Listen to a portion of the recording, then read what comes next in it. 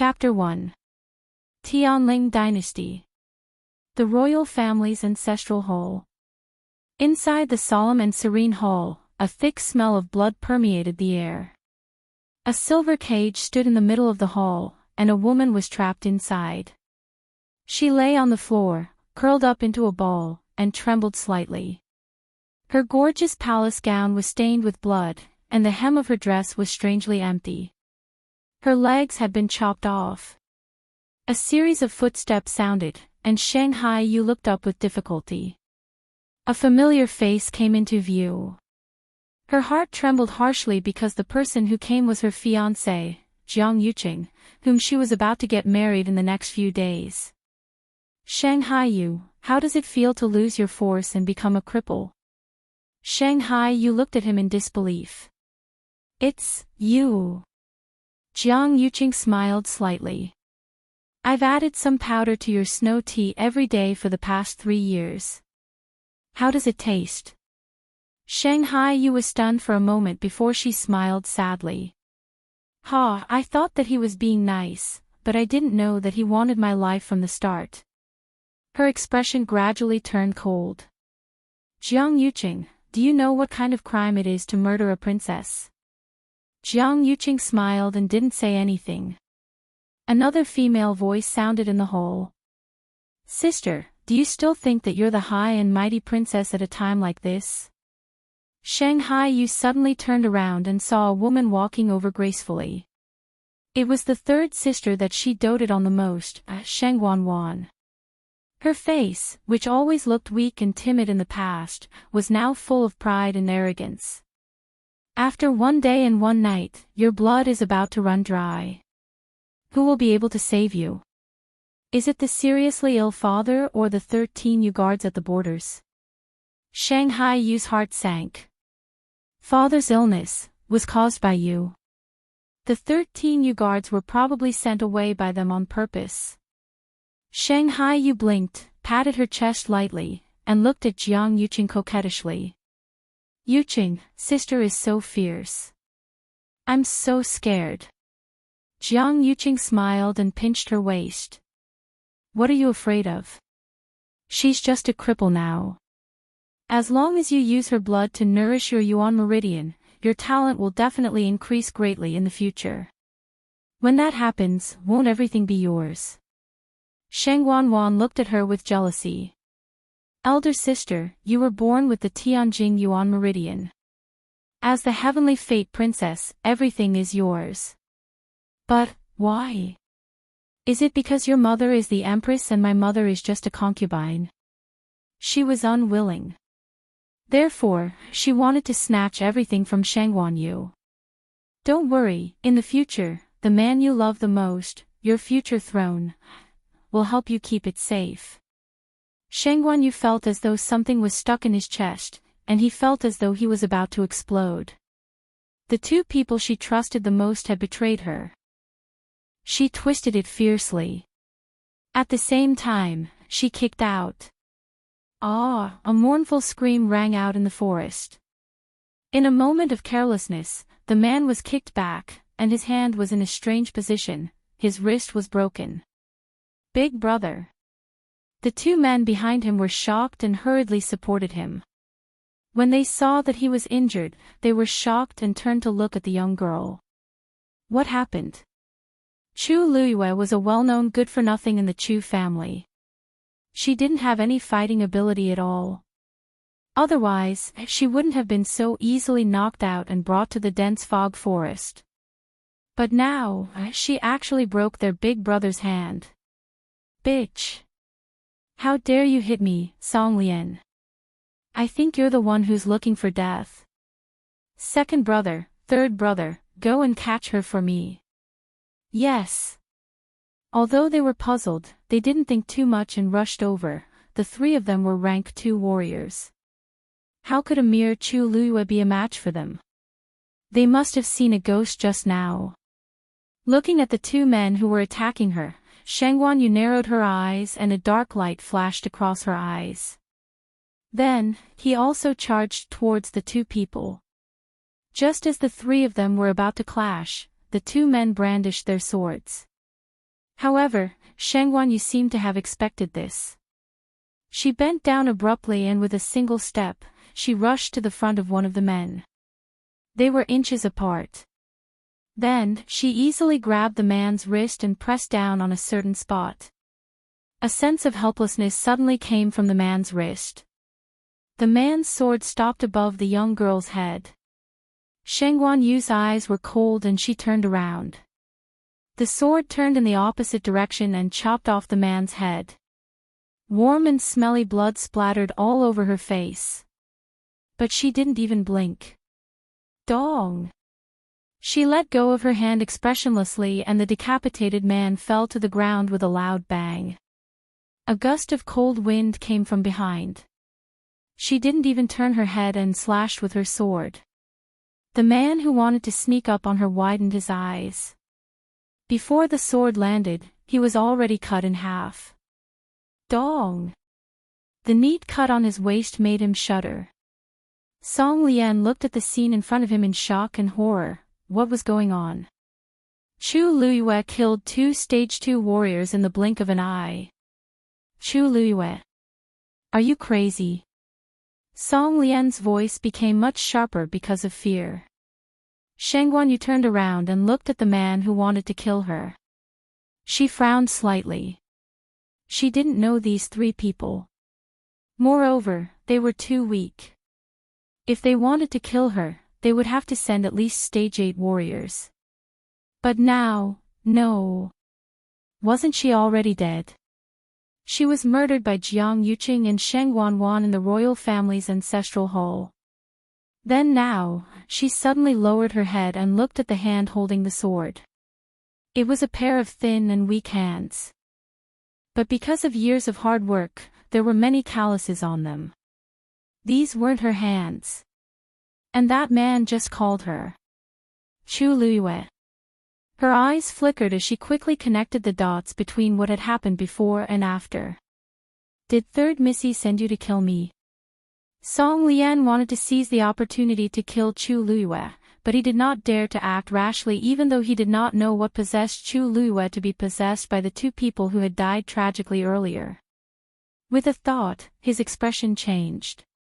He actually knelt down and wailed, "Brother, I'm sorry." Yes. Yes. It was all Third Missy's orders. She asked us to kidnap you while you were out shopping. She said that as long as we could make you disappear without anyone knowing, she would give us 600 taels of silver. Young miss, I beg you to spare me. I was muddle-headed for a moment, Missy. Missy. Hearing this, Shangguan Yu suddenly felt a headache, as if something was surging crazily.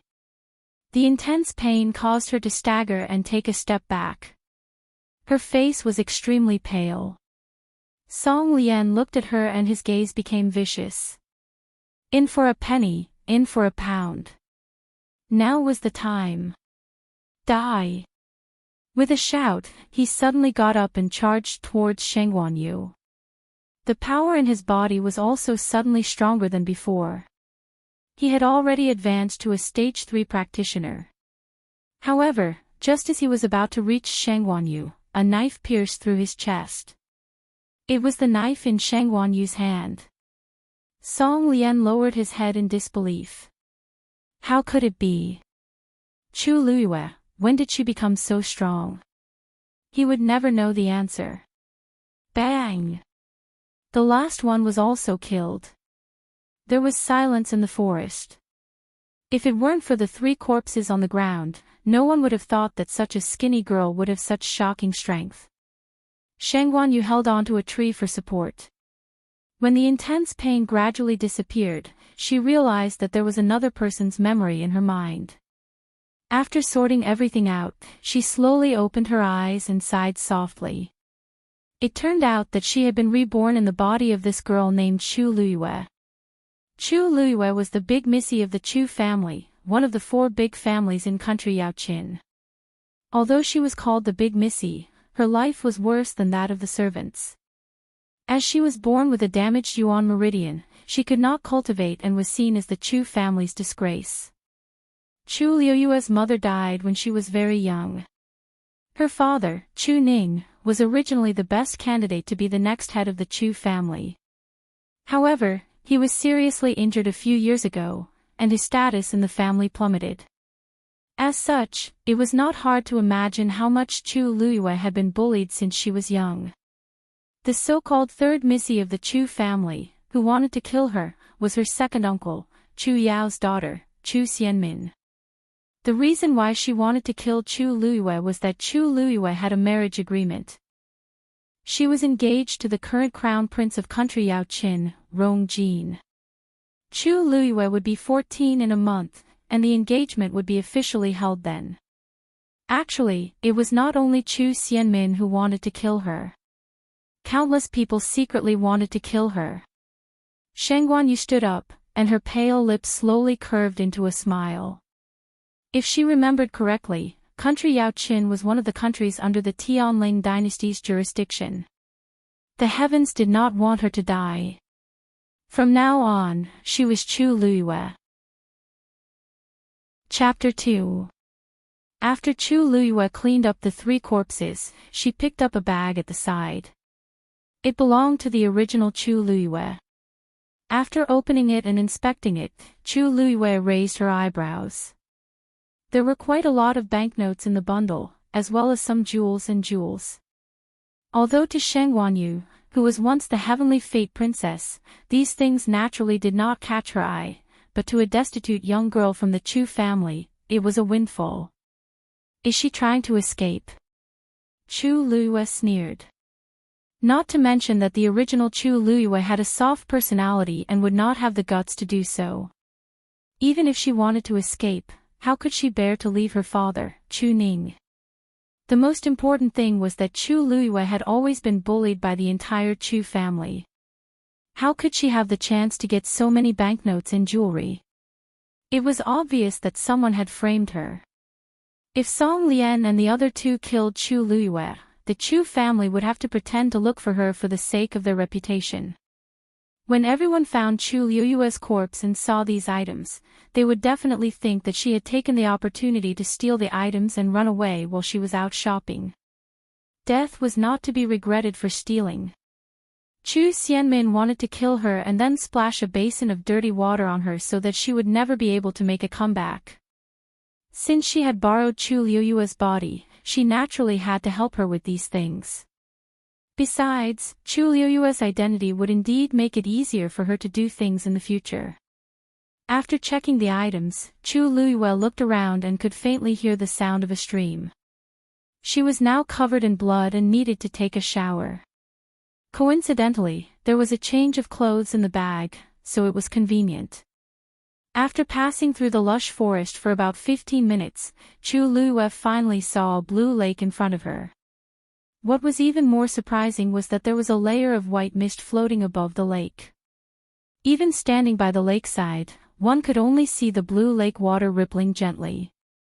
However, in the distance, it was a vast expanse that could not be seen clearly. Chu Luiyue stretched out his hand and passed through the white mist. He was slightly surprised. This was actually a white mist condensed from extremely dense origin power. One could imagine that if one were to cultivate here, it would be twice the effort for half the result. As the empress and the next ruler of the Tianling dynasty, she had a better understanding of the situation of the dozens of countries under the Tianling dynasty. Although such a place couldn't be compared to the place where she used to cultivate, it was already considered excellent in the small country Yao Qin. Right at this moment, a low roar sounded out. She looked up and saw a snow-white lion by the lake looking at her with its ice-blue eyes. This was a high-level magical beast. It was not difficult to revive the dead and regrow flesh and bones. However, it was more difficult to become a celestial physician than a mystic master. Their cultivation was also very different from that of martial artists and mystic masters. Even if this body was originally a piece of rotten wood, Chu Luiyue could still turn it into something magical. I wonder what grade this Yuan meridian will be after it is repaired. Just as she was thinking, Chu Luiyue's eyes suddenly flashed red. She frowned and looked at her hands, only to see a strange blood-colored rune slowly appearing in her palms. She had never seen this rune before and didn't know where it came from. Could it be Chu Liuyue's original rune? Just as this thought flashed through her mind, she suddenly felt an inexplicable sense of familiarity. It was as if this rune originally belonged to her. The blood-colored rune flickered, then transformed into a ray of light and quickly disappeared. Before Chu Liyue had time to think carefully, she suddenly felt that there was an additional thing in her dantian. Her originally dark and dry dantian was now filled with a red light. In the middle, the rune that Chu Liyue had seen earlier was quietly floating. She took a closer look and suddenly held her breath. That blood-colored rune did not exist alone. It was actually engraved on a transparent page. The page was extremely thin, as if it had been violently torn out from a book. The edges were incomplete, and it quietly floated there, moving gently. If not for the reflection of the blood-colored rune, it would have been difficult to see it clearly. Just as Chu Liyue was curious about what it was and wanted to take a closer look, the transparent page suddenly turned into water and condensed into a small lake in her dantian. And that blood-colored rune had completely disappeared, as if it had never appeared. Chu Liyue looked at her palms. There was no trace of the rune on them anymore. Her body had regained its calmness. After thinking for a while, she still could not understand what was going on. In the end, she simply gave up. That thing did not seem to be able to hurt her. Right now, she still had to solve the problem of the original body first. She turned around and was about to go ashore when her eyes suddenly turned cold. She quickly hid her body in the water and looked in front of her. Who is it? At the same time, she had already taken off the hairpin and held it tightly in her hand, ready to attack at any time. In the thick and misty white fog, a tall figure was faintly discernible. Then, a low and gentle man's voice was heard, with a hint of a smile. "Little girl, it's not very good to intrude into other people's place like this." Probably because of the mist above the lake, his voice was slightly dragged out, tainted with a hint of laziness. Chapter 3. There was actually a man hiding in this lake. Chu Liyue's heart trembled. She had been here for so long, but she did not notice at all. Although she did not have the strength she had in her previous life, she still had the corresponding eyesight and sharpness. Otherwise, she would not have been able to deal with Song Lian and the other two by herself. This man's strength must be extremely strong. "This is your place?" she cautiously asked. The sound of water could be heard. Chu Liyue could vaguely see a tall figure coming out of the water. Although it was separated by the white fog, she could still see the outline. Straight shoulders, broad back, and the arc of his body that faintly disappeared into the lake. Chu Liyue clenched the hairpin tightly and continued to stare at it. She had just been reborn. She did not want to die so carelessly again. Suddenly, a low laugh could be heard. "Is it that beautiful?" Then, a gust of wind blew, and the white fog dispersed. The man's figure became clearer. It seemed that he wanted to be honest with her. Chu Liyue sneered in her heart. What kind of world had she not seen? Why would she be afraid of this? The fog is covering it. Naturally, I don't know if it's beautiful or not. Why don't I give you an answer after I see it clearly? The white fog that was originally drifting seemed to have stopped for a moment. The other party probably did not expect that such a young lady could say such words. If you really want to see it, I'm naturally happy. But I'm afraid that before you can see it clearly, your hairpin will have already pierced my chest, right? The man did not seem to be thinking. There was a hint of laughter in his voice. Chu Liyue did not say anything. The other party was very strong and very smart. He could see through her plan at a glance. Obviously, he was not easy to deal with. She certainly would not choose to face this kind of person head-on. She rolled her eyes and simply tied up her hair again. Calmly, she put the hairpin back into the bun. "Sorry, I didn't know this was your place. I thought there was no one here just now, so I rashly barged in. If I have disturbed you, please don't mind. The man was silent for a moment. His voice seemed to be far and near. It's fine. Chu Luiyue was somewhat surprised. The other party actually let her go so easily. She was bewildered and didn't say anything. Although this jade ripple lake is beneficial to the body, your yuan meridian is blocked. It's best that you don't stay here for too long.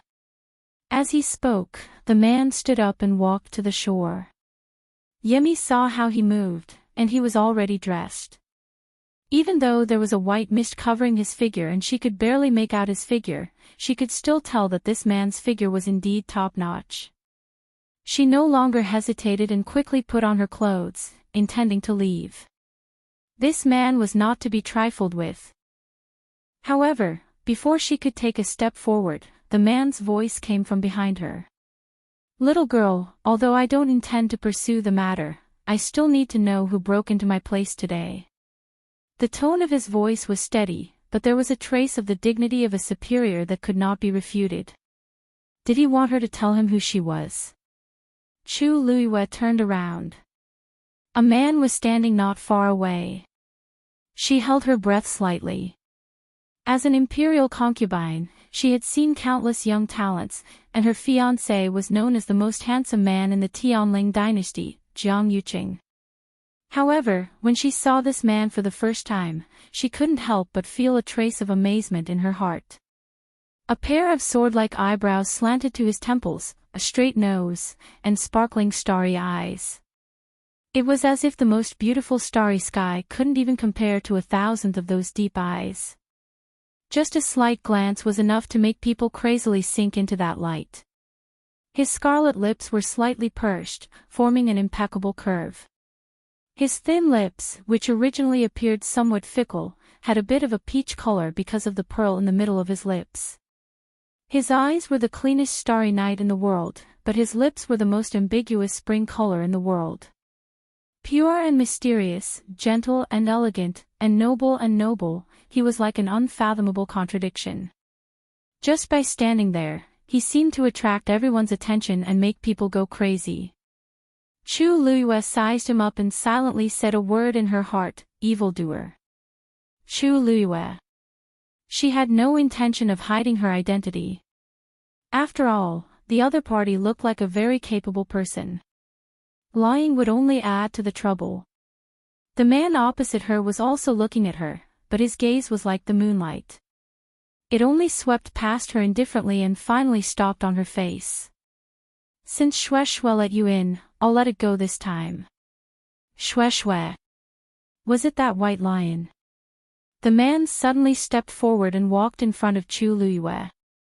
Chu Luiyue was filled with vigilance, but she still forced herself not to show hostility and looked at him quietly.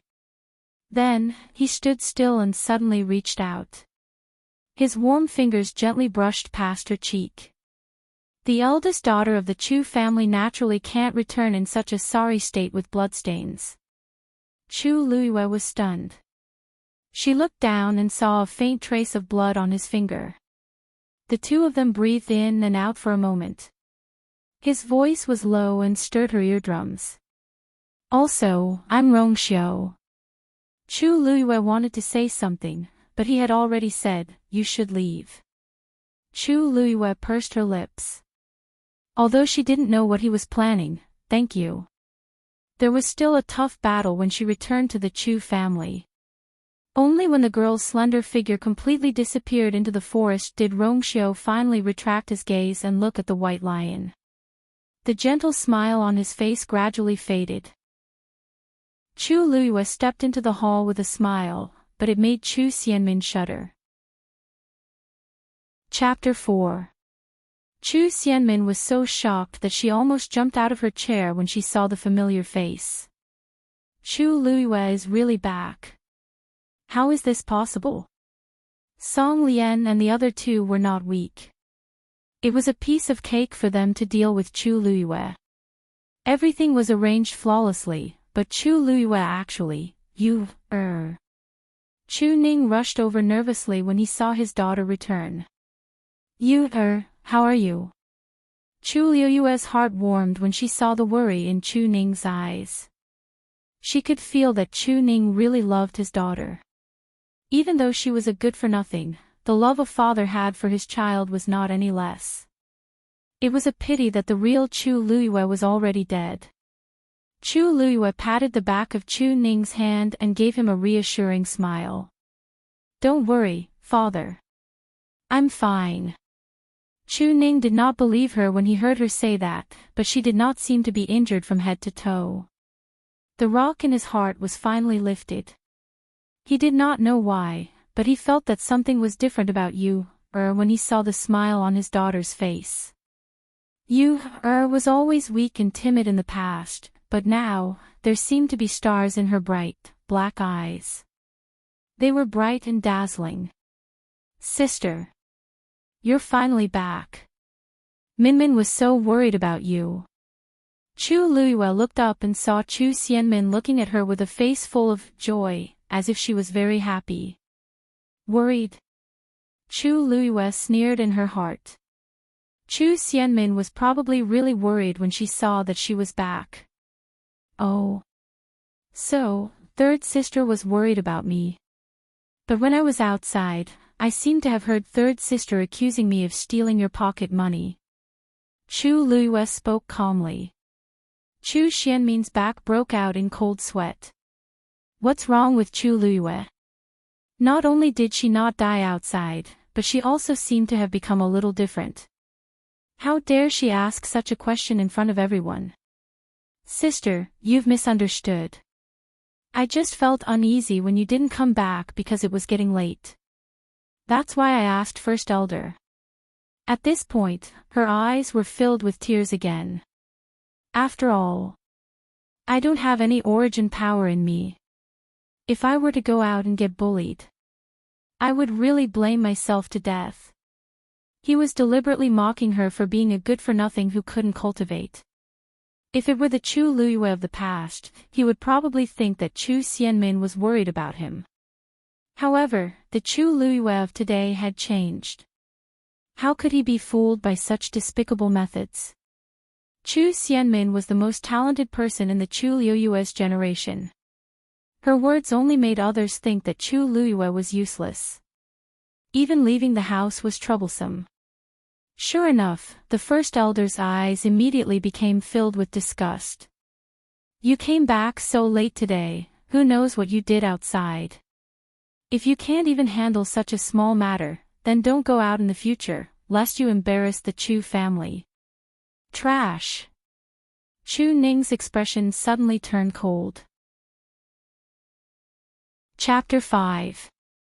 That's right. Didn't you always say that you liked the carved red jade pendant in Zhenbao Pavilion and asked me to buy it for you? As one of Zhenbao Pavilion's treasures, it's naturally expensive. Don't tell me, you can't afford it. But Zhenbao Pavilion only agreed to let me buy it with 1,000 taels in advance on account of our Chu family. Chu Liyue looked troubled. First Elder, who was at the side, almost couldn't catch his breath. 199,000 taels. Even for the Chu family, it was not easy to take out so much money at once. He looked at Chu Xianmin. No matter how much he liked Chu Xianmin, he was extremely displeased and reprimanded her coldly. Minmin. Aren't you being a little too insensible? With the Chu clan's name on the table, this item was a must-buy. Otherwise, who knew what the outside world would say of the Chu family if this were to spread? Chu Xianmin opened her mouth and wanted to defend herself, but she could not say anything. She did not even ask Chu Liyue to buy anything for her, let alone the carved red jade pendant in Zhenbao Pavilion that was worth 200,000 taels. That item had been famous for a long time. It was a treasure made of top-grade, luxurious red jade. Although it was beneficial for cultivation, it was far from being worth 200,000 taels. That was why no one bought it for so long. She did not expect Chu Liyue to be so cunning. He wanted her to bear the cost of 200,000 taels. Chu Xianmin was so angry that her whole body trembled. If not for First Elder, she would have rushed over and ripped Chu Liuyue's mouth apart. After so many years, she had only saved 4,000 to 5,000 taels of silver. 200,000 taels was a huge hole to her. However, this concerned the Chu family's reputation. She had no choice but to take on this matter. Don't worry, First Elder. I'll definitely fork out the money myself. She clenched her teeth and forced a smile. Mother has always doted on me. She once promised me that if I could get first place in the Academy's assessment, she would fulfill one of my requests. Chu Xianmin's mother, Lu Yao, came from the Lu family, which was one of the top merchant families in the imperial city. They were very wealthy and could not be underestimated. On one hand, she wanted to show that she was able to fork out this sum of money no matter what and that she wouldn't put the Chu clan in a difficult position. On the other hand, she wanted to use the Lu clan's prestige to raise her own standing. As expected, when the Lu clan was mentioned, the First Elder's expression eased up a lot. Your mother really loves you the most. However, this is also because you are outstanding. I remember that the Academy's assessment will begin a month later, right? Tianlu Academy, where Chu Xianmin was from, was the top academy in the entire country Yaoqin.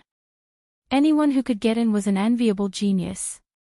Even the members of the royal family had to undergo a test if they wanted to enter. Chu Xianmin was doted on in the Chu family because of her identity. Yes. Chu Xianmin felt a lot more confident. Then, she seemed to have thought of something, and a hint of shyness appeared on her pretty face. Brother Jean. His Highness the Crown Prince also said that if Minmin can clinch the first place, there will be a reward. Chu Luiyue raised his eyebrows slightly. The brother Jean that she was talking about was naturally the current Crown Prince, Rong Jean, who was engaged to Chu Luiyue. Looking at her, anyone could tell that there was something between her and Rong Jean. First Elder's eyes lit up. Really? The Crown Prince was extremely talented and capable. He was deeply loved by His Majesty. The Chu family was in decline now. If they could climb up the Crown Prince's tree, things would naturally be different. Chu Xianmin seemed to have suddenly thought of something. She quickly glanced at Chu Luiyue and explained nervously, Sister, don't misunderstand. Sis, please don't misunderstand. There's really nothing going on between Brother Jean and me. He must have taken good care of me because of the engagement between you and him. If you can enter the academy, Brother Jean will definitely treat you more. Her words stopped abruptly. Everyone knew that Chu Luiyue was born a good-for-nothing. He couldn't even cultivate normally, let alone enter Tianlu Academy. As for the engagement, if someone really cared about it, Chu Luiyue wouldn't be bullied to this extent. Chu Ning clenched his teeth, but his heart gradually turned cold. He originally thought that things would change when you and the Crown Prince got engaged in another month. However, it now seemed like it was just his wishful thinking. He had previously heard that the Crown Prince seemed to be interested in Chu Xianmin, but he didn't expect it to be so blatant. They didn't even care about you, Poor you, She was so infatuated with the Crown Prince. Chu Xianmin secretly looked at Chu Luiyue smugly, wanting to see pain on her face. However, to her surprise, Chu Luiyue didn't seem to care about this at all. Not only was she not shocked or disappointed, but she even laughed. That's great. As long as third sister can fork out the money, it's fine. Chu Xianmin was stunned. Why did she feel that the Crown Prince wasn't as important as the 200,000 taels to Chu Luiyue? Since it's over, Father and I will go back first. After she finished speaking, Chu Luiyue really turned around and left with Chu Ning. Chu Xianmin felt as if she had punched cotton, and she suddenly felt a blockage in her chest. Chu Luiyue, who had walked to the door, suddenly stopped and turned around. Her dark and cold eyes stared straight at Chu Xianmin with an indescribable heavy pressure. "Oh right, third sister, you have to be careful with what you say in the future. If I didn't come back in time today, wouldn't everyone think that I stole your things and ran away?" Only then did she see clearly that it was a huge white lion nesting obediently on her bed. Chapter 6. Why are you here? Chu Luiyue relaxed and her voice became much gentler. Although this white lion looked very ferocious, she could feel that it seemed to be very close to her. It even purposely restrained its strong demonic aura. The white lion got up and jumped down from the bed. It silently jumped in front of Chu Luiyue. Its body was very tall and strong. Chu Luiyue, who was already thin and weak, looked even more petite in front of it. It was as if it could easily swallow her with its mouth. Even the entire room seemed much narrower and lower. Shue's icy blue eyes blinked. It lowered its huge head and swayed beside Chu Luiyue's hand.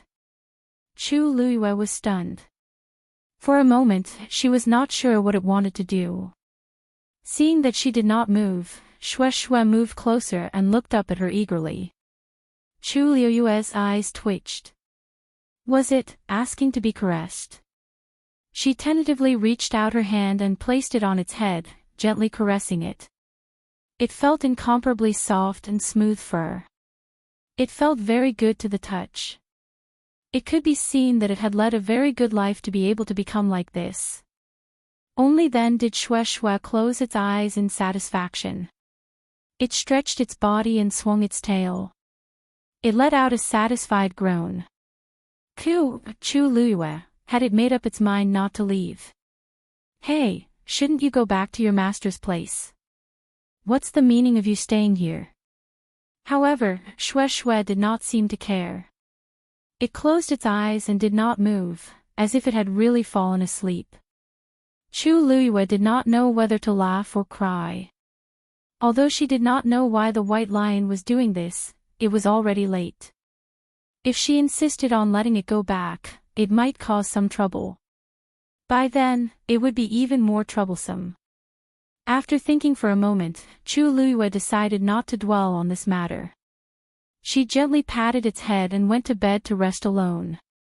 When she touched the blanket, she realized that it was actually warm. A light bulb went off in her head. Did this guy come here just to warm my bed? In the next moment, she could not help but laugh. I'm thinking too much. If you must stay here, you have to make it clear that you can't let anyone else know. Shui opened its eyes and swung its tail happily. Chu Luiyue lay on the bed and sorted out the things she had to do the next day before gradually falling asleep. When she gradually fell asleep, the white lion, which seemed to have fallen asleep long ago, opened its eyes and looked at Chu Luiyue. Chu Luiyue Shui seemed to have dreamed of something. Her brows and her forehead, and her lips were pale. A silver ray of light seeped out of Shui's body and slowly entered Chu Luiyue's body. In her dreams, Chu Luiyue felt as if her body was in a warm pool of water. It was rare for her to feel relaxed and comfortable. Only then did she gradually relax her tightly knitted brows and fall asleep. Chu Luiyue took out a piece of paper from his sleeve and handed it over. Yan Gu took it and his eyes widened in shock. Chu Luiyue said leisurely. Chapter 7.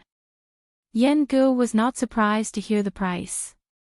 Instead, he looked at Chu Luiyue in surprise and shook the thin piece of paper in his hand. This. First young Mistress Chu, do you really intend to sell this? Chu Luiyue nodded. I believe second master Yan understands this price. You won't lose out at all, right? Yan Gu smiled bitterly. Of course, he knew that exchanging 300,000 taels of silver for this piece of paper was not a loss. It could even be considered a huge profit. But the point was, this thing was a hot potato. First young Mistress Chu, you've really given me a hot potato. Because this piece of paper was actually a deed to a land. Moreover, it was not an ordinary deed, but a deed to a hunting ground outside the capital city. This so-called hunting ground was actually a place that specialized in rearing magical beasts. In the Black Tortoise mainland, magical beasts were divided into 9 levels. Level 1 was the weakest and level 9 was the strongest. Magical beasts were wild and free by nature. They were unwilling to be ordered around by humans. But if they formed a contract with humans, they would become very loyal and capable assistants. Generally speaking, a person could only form a contract with one magical beast at a time. But if the magical beast died, the human could continue to find other magical beasts to form a contract with. The higher the level of the magical beast, the more powerful it was and the more helpful it would be to the human. Because of this, the cultivators in the Black Tortoise mainland were always eager to find magical beasts, especially high-level ones. But how could magical beasts be so easy to find? Ordinary cultivators could only venture into dangerous places and risk their lives in search of magical beasts. But it was different for powerful families. They would usually choose to build their own hunting grounds. They only needed to find a suitable place to rear some magical beasts. This would save them a lot of trouble and allow the disciples to freely choose the magical beasts. It could also be used as a training ground to enhance the strength of the younger generation of cultivators. Why not kill several birds with one stone? Of course, it was easier said than done. In reality, building a hunting ground required a lot of manpower and resources. Because of this, apart from the imperial family, only the top aristocratic families could afford to maintain a hunting ground. Even the Chu family only had one hunting ground. In recent years, the Chu family had gradually declined, and that hunting ground was almost unsustainable.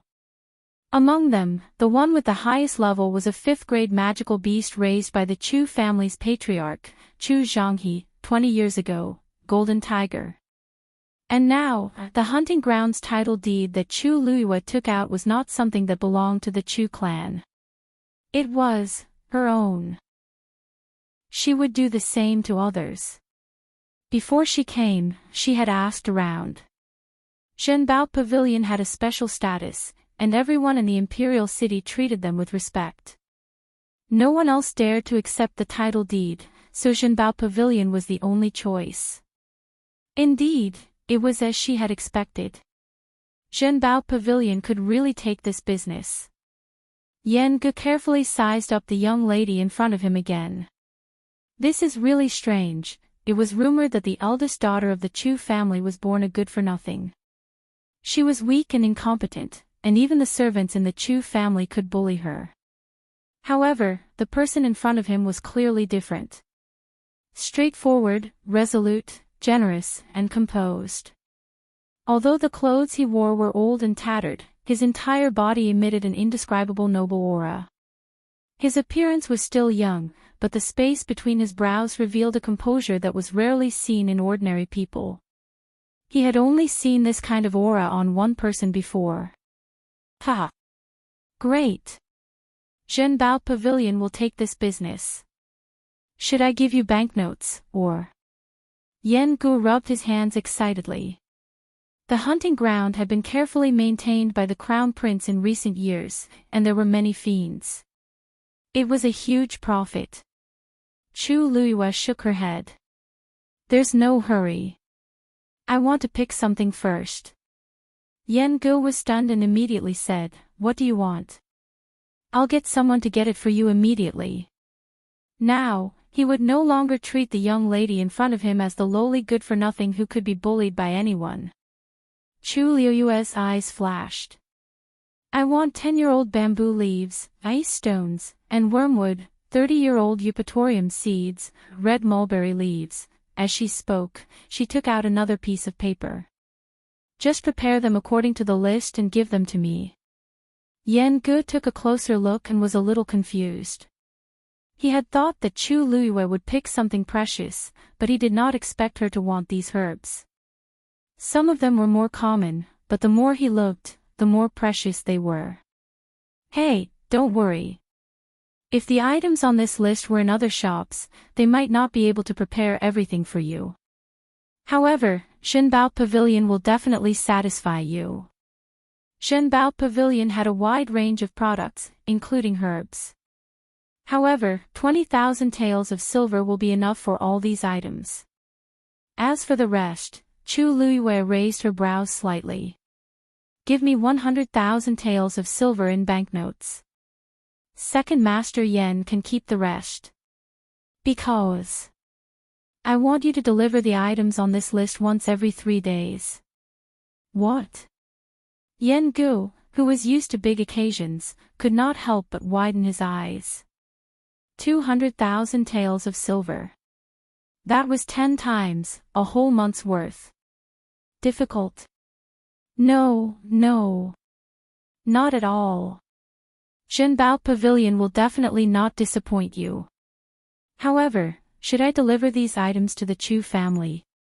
Yen Gu asked tentatively. Chu Luiyue turned around and looked in a certain direction outside the door, smiling meaningfully. Of course. I'm the first miss of the Chu family. The items I buy naturally have to be delivered through the main door.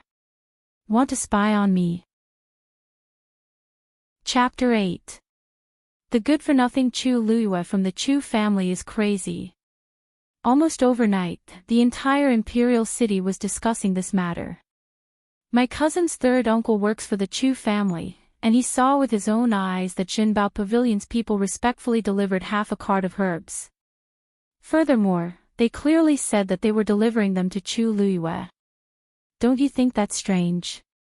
That can't be, right? Everyone knows that Chu Luiyue is a good-for-nothing. How could she have anything to do with Zhenbao Pavilion? Half a cart of herbs from Zhenbao Pavilion. That must be a lot of money, right? Can she afford it? That's why I said she's crazy. Zhenbao Pavilion never does business that loses money. Where do you think she got the money from?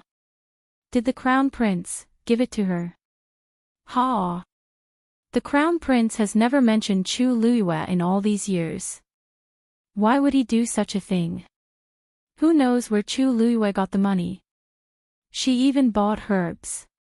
Does she think that she can rely on those herbs to turn herself from a good-for-nothing to a genius? Ha ha ha ha. Everyone in the imperial city was full of sarcasm, waiting to see Chu Luiyue make a fool of herself. Crown Prince Mansion. In the study, a man in a purple brocade robe was reading the booklet on the table. He looked to be in his early 20s, with sword-like eyebrows and starry eyes. He was very handsome, and his every movement carried the unique noble aura of a superior. This person was none other than Country Yao Chen's respected crown prince, Rong Jin. Your Highness, something seems to have happened to the Chu family. The crown prince's personal guard, Song Yuan, spoke carefully. Rong Jin looked up. What could have happened to the Chu family? Could it be Minmin? Rong Jin only realized something when he saw Song Yuan's strange expression, and he narrowed his eyes. Tell me, what happened? Song Yuan hurriedly told him everything that had happened to Chu Luiyue and Zhenbao Pavilion. I don't know where Big Chu Missy got the money to buy so many herbs from Zhenbao Pavilion. Those medicinal herbs were all sent in jade boxes, so it was impossible for others to know what was inside. But even so, he knew that with so many things, just by thinking about it, they would definitely be worth a lot. Rong Jin knitted his brows, and his tone was impatient. What is she trying to do? If it wasn't for that engagement, how could he possibly put that trash of the Chu family in his eyes? All these years, Chu Luiyue was not only the shame of the Chu clan, but also a stain that he could not get rid of. Just thinking about it made him feel disgusted. Song Yuan said uncertainly, That's right. Your Highness, although Chu Ning has been in dire straits these past few years, he was still in the good times in the past. It is not impossible for him to have some savings in his hands. The main point is, why did he buy so many medicinal herbs? Maybe. She just wants to try and solve her problem of being born a loser. There was still a month to go before the engagement. Was she delusional enough to think that she could turn the tide? Ridiculous. No one in the entire country Yao Qin could solve the problem of having an incomplete yuan meridian. If they really had a solution, they wouldn't have been reduced to such a state after so many years. She's not worth mentioning. She's just a joke. I'll break off the engagement with her sooner or later. Right now, the more important thing is Rong Xiu is coming back. At the mention of Rong Xiu, Song Yuan's expression changed. Yes. They'll arrive in the imperial city today. According to my investigation, the seventh prince only brought 2 servants this time. He's coming back with a simple outfit. Rong Jin sneered. At least he knows what's good for him. Unlike the other princes, Rong Xiu was born weak, so he was brought thousands of miles away to Minghui Tianshan to recuperate. After so many years, he had only returned twice. The last time he came back was 3 years ago. Most people might not take the seventh prince to heart, and some people might not even remember his existence. However, Crown Prince Rong Jin did not think so. He was very vigilant about Rong Xiu's return this time and even sent people to secretly track him. Tell the people below to keep a close eye on him. If there are any abnormalities, report it immediately. Yes. Even though Song Yuan did not know why the Crown Prince valued the weak and powerless seventh prince so much, he still responded immediately. Oh right, Your Highness, another 5th-grade fiend came to the hunting ground recently. When do you want to go take a look? Rong Jin pondered for a moment, and a dark light flashed across his eyes. In a few days, it will be this consort's birthday. This year's birthday banquet will be held at the hunting ground. Yes. The Chu family. Half a carriage of precious herbs was sent to Chu Luiyue and his daughter's yard ostentatiously. Chu Ning had yet to return, so Chu Luiyue moved the herbs into the house alone. Very quickly, she realized that there were many pairs of eyes secretly peeping outside the originally quiet yard. Chu Luiyue was very calm as if she did not notice anything. She even opened the jade box occasionally to check the quality of the herbs. Zhenbao Pavilion was indeed very attentive to her, and the items they sent were all of good quality. This was also very helpful for her recovery of her yuan meridian. At this moment, hurried footsteps could be heard from outside the yard. There were also men shouting sternly. Go! Capture Chu Luiyue. Chu Luiyue sneered in her heart. They really did come. She looked up and saw that a group of people had already kicked open the yard's door and rushed in. The man in the lead looked ferocious, and there were more than 10 strong men behind him. They looked like they were looking for trouble. Chu Luiyue squinted her eyes and finally recognized this man. Chu Lianqing. This person was Chu Xianmin's confidant and one of the accomplices who added fuel to the fire and killed the original Chu Luiyue. What a coincidence. She was just about to look for him, and he actually came knocking on her door. As they spoke, 2 men had already pounced on Chu Luiyue. Chu Luiyue's gaze was as sharp as a knife as she said sternly, How dare you? How dare you? Who gave you the guts to trespass here? Her question was powerful and resonant. Immediately, everyone present was stunned and subconsciously stopped in their tracks. Chu Lianqing was also shocked, but he immediately reacted and mocked, Ha! Chu Luiyue, don't you know why we're here? Do you know how expensive Zhenbao Pavilion's herbs are? How can you afford them? You must have gotten your money through illegal means. I advise you to be more honest and hand over these things obediently. Then, follow us. Otherwise, don't blame us for being rude. Upon hearing this, Chu Luiyue looked around and put down the things in her hands. Oh. What if I don't do this? Chu Lianqing was stunned and then sneered. What right do you have to say no?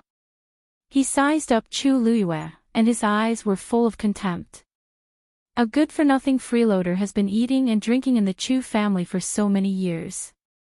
It's already extremely embarrassing. Now, you've even used some shady means to get the money to buy these things.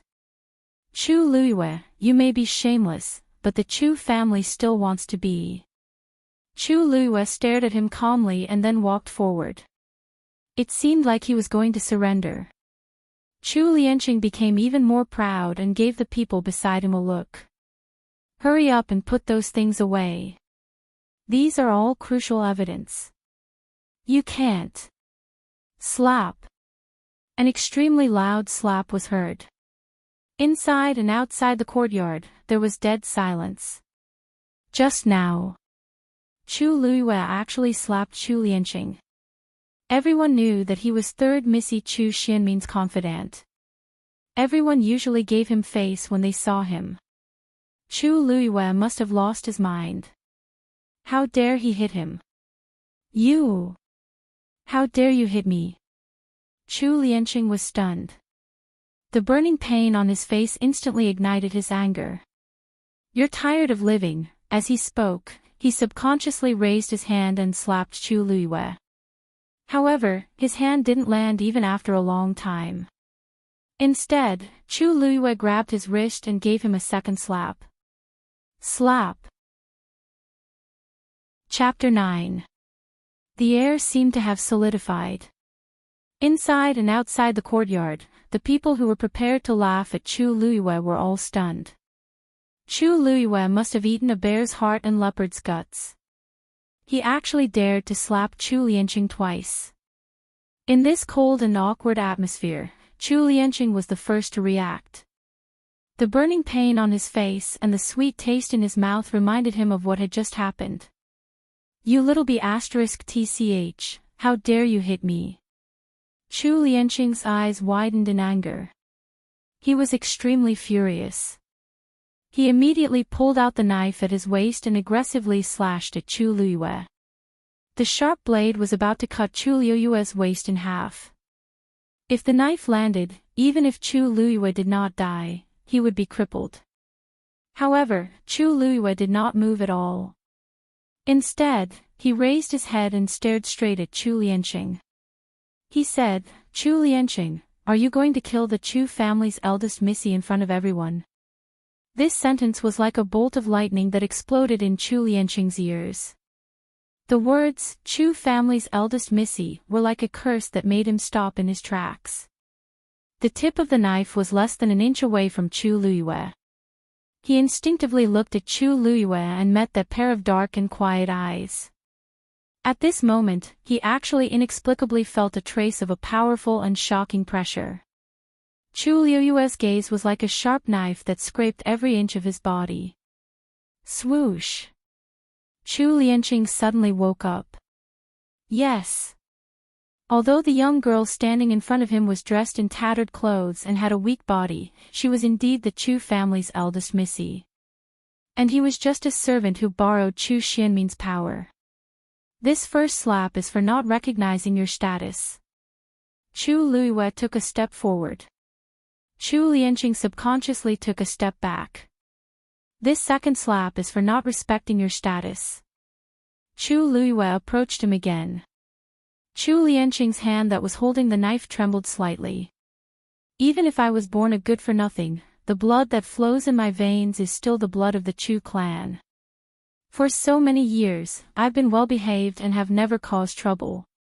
What about you guys? Each and every one of them was thinking of ways to bully and humiliate me. Have you ever thought about, where did you get the qualifications to do so? Chu Luiyue's interrogation finally made Chu Lianqing unable to rebut.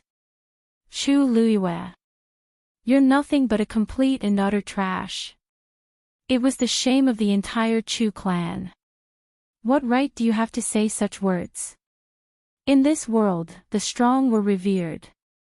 You deserve what you have today. Although his words were tough, Chu Lianqing's voice was trembling.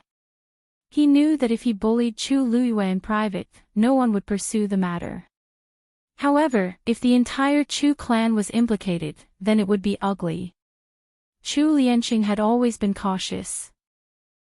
However, this time, he was anxious because he did not know whether Song Lian and the other two were dead or alive.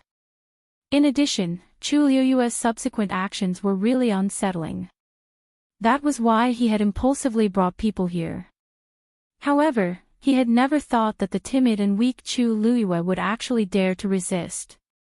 When Chu Luyue heard this, the corners of her mouth suddenly curled up and she laughed. It's true that I'm a good-for-nothing. However, you seem to have forgotten who my grandfather is. Who is my fiancé? Chu Lianqing suddenly broke out in cold sweat. Chu Liuyue's grandfather was naturally the current head of the Chu clan. As for her fiancé, he was the crown prince. Although in everyone's opinion, Chu Luyue had no chance of marrying the crown prince, after all, the engagement was still in place. They could discuss this in private, but no one dared to say it in front of her face. Did you just call me a little bitch?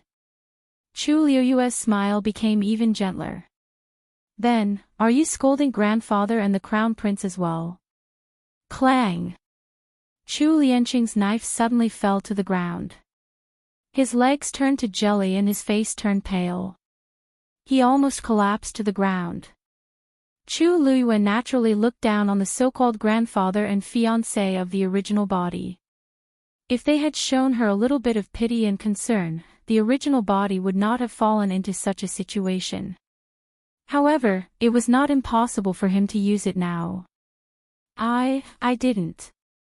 Chu Lianqing stuttered. If this matter was spread out, regardless of whether it was the Chu clan or the crown prince, even if it was just for the sake of their reputation, they would not let him off. Chu Luyue leisurely said, Now, do you want to break your right arm to apologize, or ask my grandfather and the crown prince to uphold justice? Chu Lianqing was shocked. Chu Luyue actually wanted him to pay such a painful price. If he broke his right arm, wouldn't it mean that his entire cultivation career would be over? He gritted his teeth and secretly glanced at the person next to him. Now, he could only stall for time and let the third miss come forward. Since you can't do it yourself, then I will do it myself. Chu Luyue did not give him any time at all. She quickly picked up the knife that he dropped on the ground and chopped it down without hesitation. Chu Lianqing was also a stage 3 warrior. Logically speaking, he should be able to dodge Chu Liuyue's knife. But he did not know why, when the knife flashed, he did not see how Chu Luyue moved. Chi! Chu Lianqing's right arm was chopped off. Blood splattered all over the ground. Chu Lianqing let out a shrill scream as he was hit by the great pain. Everyone's heart trembled. They could not help but look at Chu Luyue.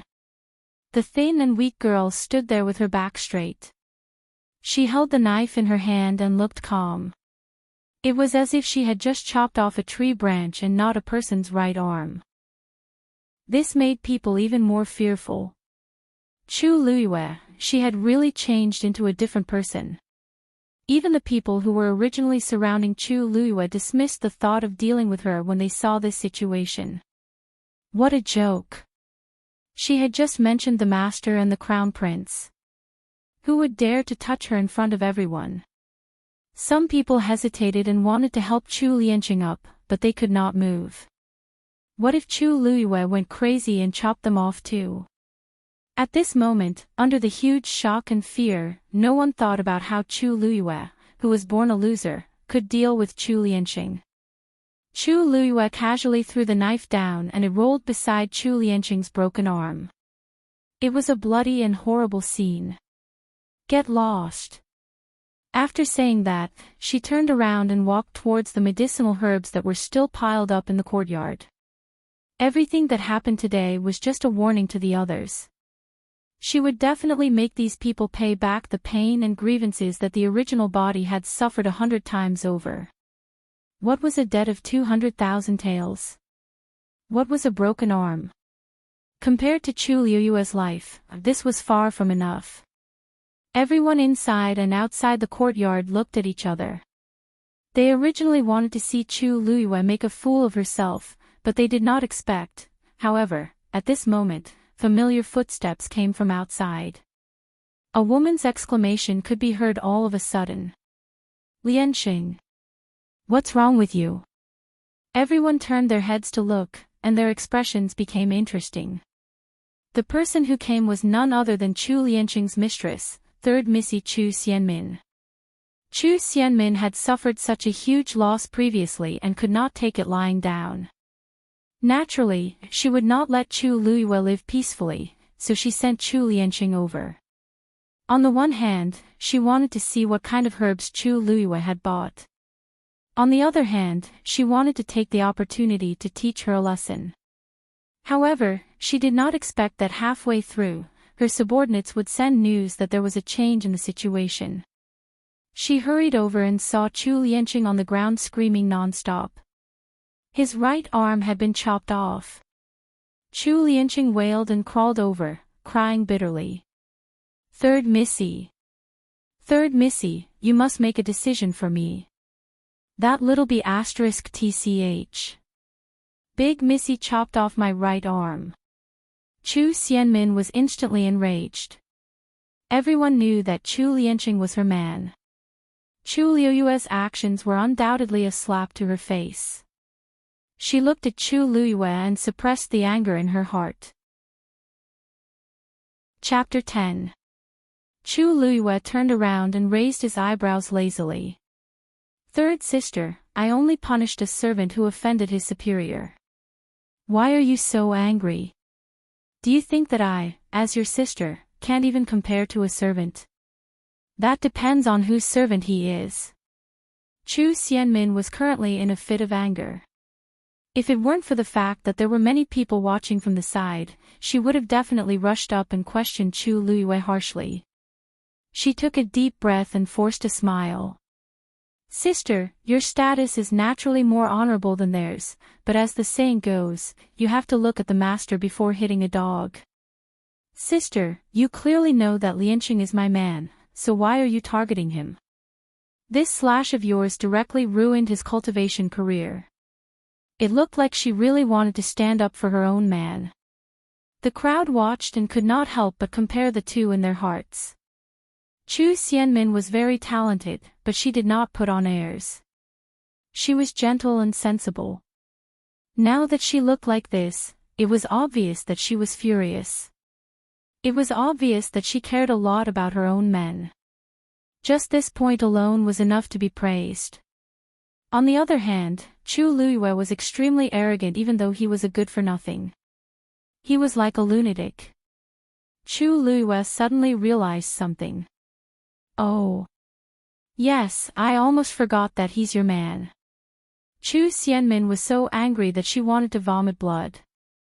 Chu Luiyue was acting with her here. If she did not stand up for Chu Lianqing today, everyone would think that she, Chu Xianmin, was bullied by a good-for-nothing in the future.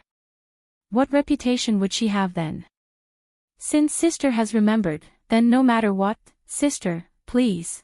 Before Chu Xianmin could finish her sentence, she was interrupted by Chu Luiyue. So, it was your idea for him to bring people here to cause trouble? Chu Xianmin suddenly choked.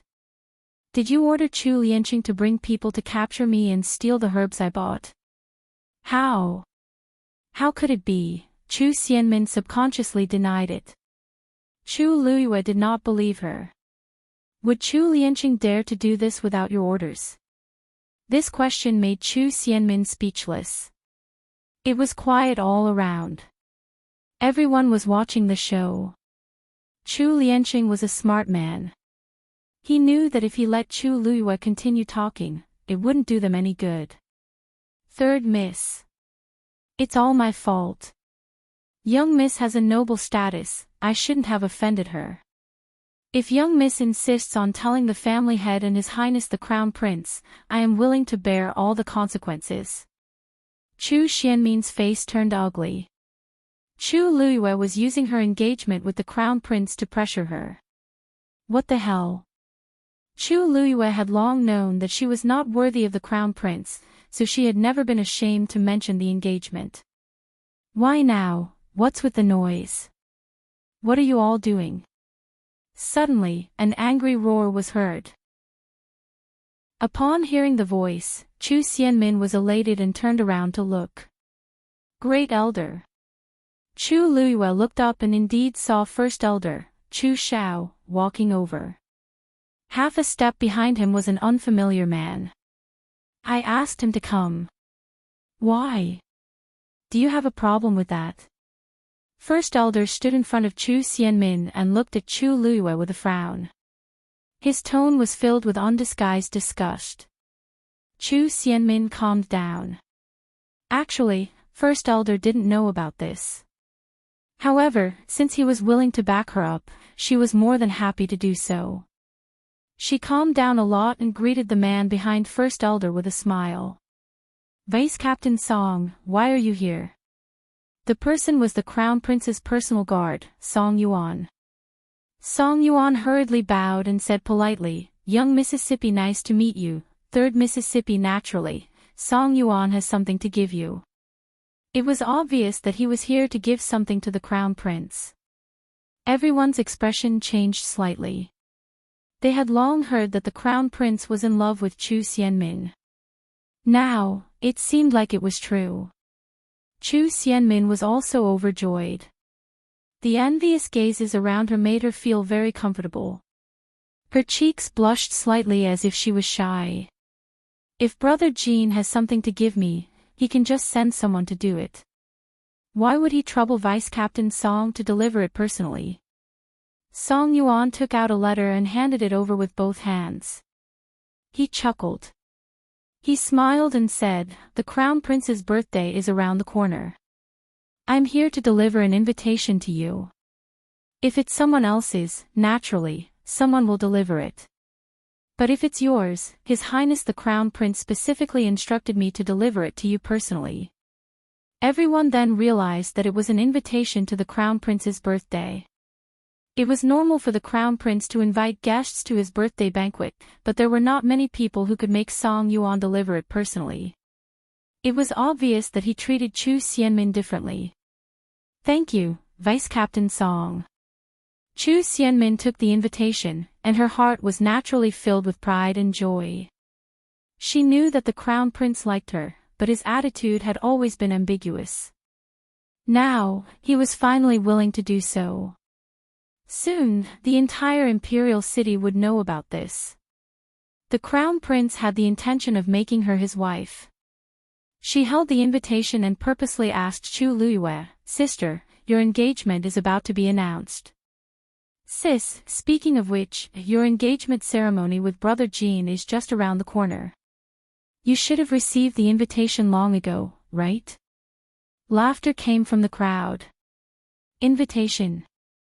His Highness the Crown Prince had probably already forgotten about this person. Chu Xianmin said sincerely, You haven't been invited to Brother's birthday banquet in the past few years. You haven't attended Brother Jin's birthday banquets for the past few years. You'll definitely attend this year, right? Chu Luiyue sneered. Chapter 11. B*TCH. B*TCH. Chu Xianmin angrily returned to her room. Her mind kept replaying Chu Luiyue's words, and she could only gnash her teeth in hatred. What engagement ceremony? She clearly did it on purpose. Recalling Chu Luiyue's calm expression, Chu Xianmin felt a ball of fire in her chest. Pack! She suddenly slammed the door shut. What are you doing?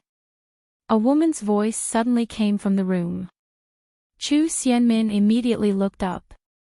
After seeing the person clearly, she immediately pounced over with grievance.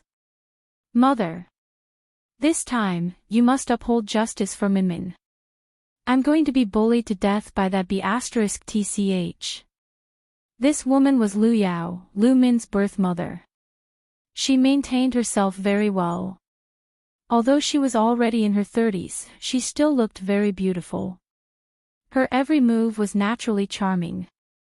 Lu Min usually doted on her only daughter very much. However, in the face of Chu Xianmin's cries this time, there was no heartache on her face.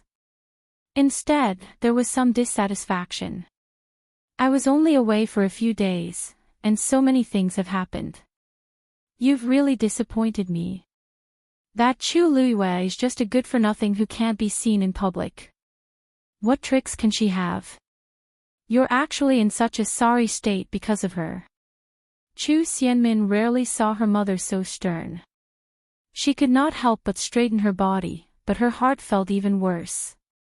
Mother, you don't know, but this Chu Luiyue seems to have changed into a different person these few days. Her actions are very strange. It's not that I can't win against her, but she's just too cunning. Chu Xianmin gritted her teeth in hatred when she thought of the losses she suffered at the hands of Chu Luiyue these few days. Not only did she let me take 200,000 taels of silver for free, but she's now using her engagement with the crown prince to suppress me. Lu Yao frowned and became even more dissatisfied. Speaking of which, I haven't had the time to look for you. What's with the 200,000 taels? Even if the Lu family is rich, I'm no longer a part of the Lu family. Why did she suddenly ask for so much? Chu Xianmin felt a little guilty and immediately explained the situation tactfully. Seeing that Lu Yao's expression was getting uglier, she rolled her eyes and hurriedly acted coquettishly. Mother, don't grandfather and the others like me very much? They won't not help, right? But this is too much. Lu Yao turned her face away, feeling very frustrated. Although she was a member of the Lu family, she was actually a concubine's child. Her status was not high, and the Chu family she married into was gradually declining. All these years, it was all thanks to Chu Xianmin's outstanding performance that the mother and daughter pair could hold their heads high in the Lu family. However, if he were to ask for 200,000 yuan all of a sudden, he would definitely become a laughing stock in the Lu clan. From the corner of her eye, Lu Yao saw that her daughter's expression wasn't looking too good. She reached out a finger and tapped her daughter's head. You! Why didn't you think about why she likes you? Isn't it because you're talented and the crown prince likes you? Otherwise, who would take you seriously? Let mother ask you, will you be able to take the top spot in the academy after a month? Chu Xianmin disagreed. Of course. Her talent is considered top-notch in the entire country Yaoqin. But the problem now is the engagement between the crown prince and that little b*tch. Lu Yao didn't think much of it and smiled meaningfully. Silly child, what are you worried about? The person who doesn't want this marriage to happen the most isn't you, but the crown prince. Let her jump around for the next few days. When the time comes, she'll be in for it. Chu Luiyue brought up the engagement with the crown prince and shocked everyone. She successfully shut the mouths of First Elder and the rest, making those who wanted to see her make a fool of herself return angrily. When the courtyard quietened down again, she finally placed all the herbs in the house. Then, she found a big black pot and started boiling them. If she had force, she wouldn't have to go through so much trouble. She could just use her force to form a flame to extract the herbs. Unfortunately, due to the current circumstances, she could only use the most primitive method. Although this would cause the herbs to lose their potency, she had ordered a total of 10 batches at Jinbao Pavilion. In total, there shouldn't be a big difference. After the water boiled, she put the herbs in one by one. Soon, a fresh medicinal fragrance filled the air. Because the characteristics of the herbs were different, the time to add them was also different. She calculated the time seriously. While carefully scooping out the herbs that had been extracted, she added the remaining herbs in bit by bit. The color of the medicinal liquid also changed continuously. As for the medicinal fragrance, it grew even stronger. Chu Luiyue took a deep breath. Immediately, she felt a faint warm air flow into her body. She felt much more relaxed. Looks like it's not bad. She muttered softly. As the heavenly princess of the Tianling dynasty and with the talent to become a celestial physician, Chu Luiyue had read almost all the medical books she could in her previous life. As long as she had enough herbs, repairing her yuan meridian wasn't a difficult task for her.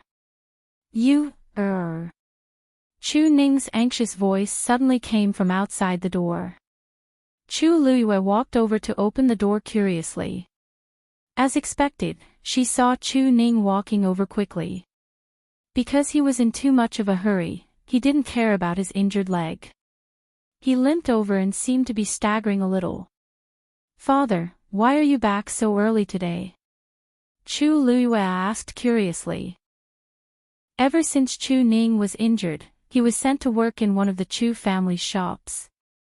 He usually left early and returned late. Are you okay?" Chu Luyue suddenly understood.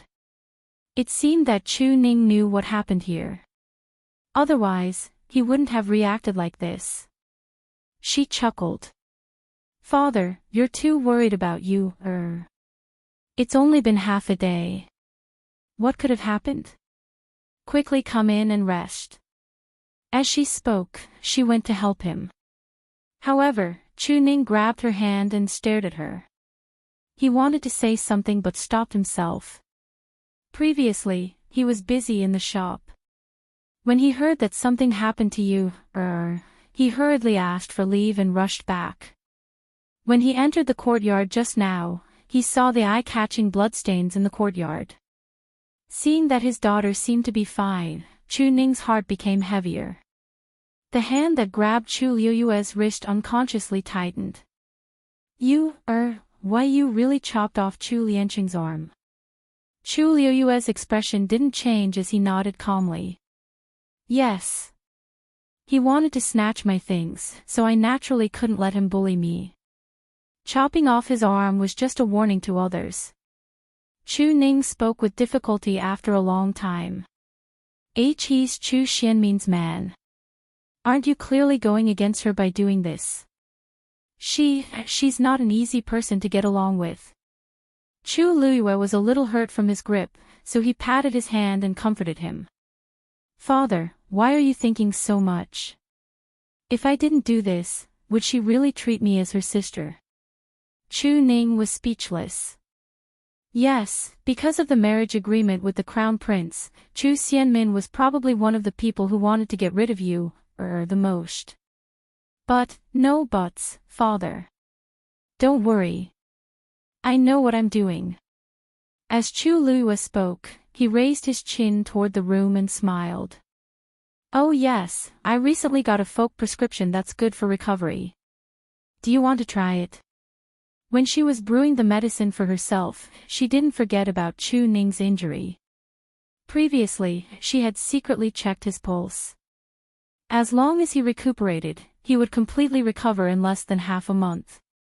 As she spoke, she pulled Chu Ning into the room. Chu Ning didn't move. He looked at the girl in front of him. He couldn't be more familiar with that face, but why did it feel so unfamiliar at this moment? After a while, he finally spoke with trembling lips. "Moreover, I finally understood that blindly enduring and giving in would absolutely not be able to exchange for peaceful days. Only by becoming stronger would I be able to avoid being bullied by others." Chu Ning was speechless for a long time. That's right. How could he not know this? But now, he was suffering from an old illness and was unable to continue cultivating. What could he do? "It's all because father is useless," he lowered his head dejectedly and muttered in a low voice. Chu Luyue shook his head and said, "Father, I still remember when I was young. Father, I still remember that time when I went to the Crown Prince's birthday banquet. I was bullied by everyone and went home crying. You insisted on going to see His Majesty to seek justice for Yuer and make those people apologize to Yuer. If it weren't for you, I don't know how badly you would have been bullied." Chu Ning's status back then was no longer the same as before. One could imagine how difficult it was to do that. Even though those people's attitudes were very perfunctory, it was enough to prove that Chu Ning was willing to give up everything for his daughter. Chu Ning's body trembled as he slowly raised his head in disbelief. Chu Luiyue gave him one last reassurance. You told you, that no matter if it was in the past or in the future, you would do your best to protect you, if you was wronged. Am I right? Chu Ning's eyes turned red immediately. He had indeed only told you, this sentence back then.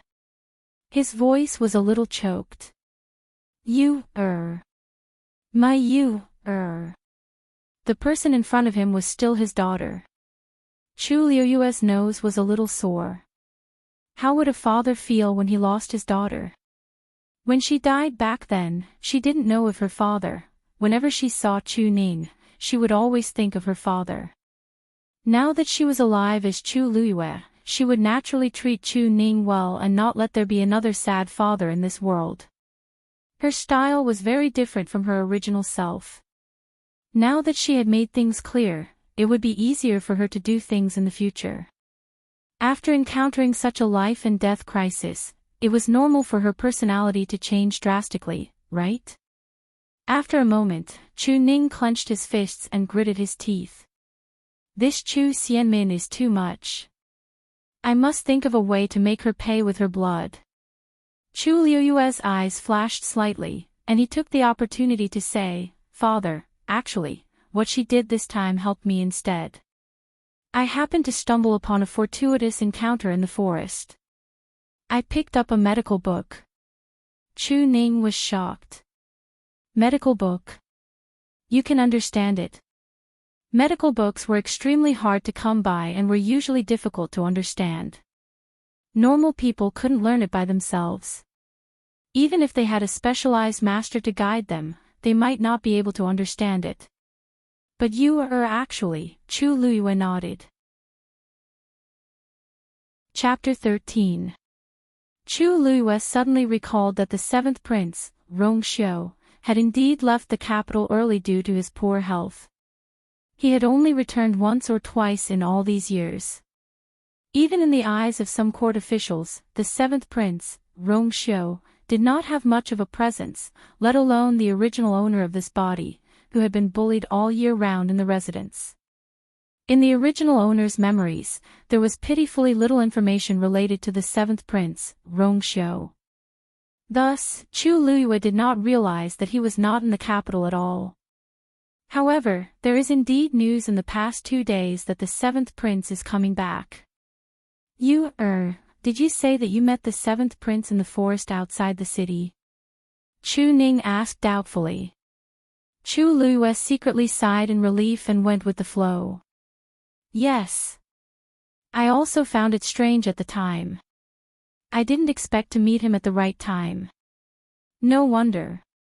It seems that the seventh prince has indeed returned. It's just that there is no news in the capital. Chu Ning frowned in thought, but did not take this matter to heart. After all, they were descendants of the imperial family. They naturally had their reasons for doing what they said. Moreover, he was no longer in the court and had been away from these disputes for a long time. There was no point in thinking about it. He lovingly rubbed Chu Luiyue's head. This time, we really owe the seventh prince a huge favor. If there is a chance, father will definitely thank him in person. Chu Luiyue cursed in his heart. What favor? Wasn't it just taking up his jade lake for a while?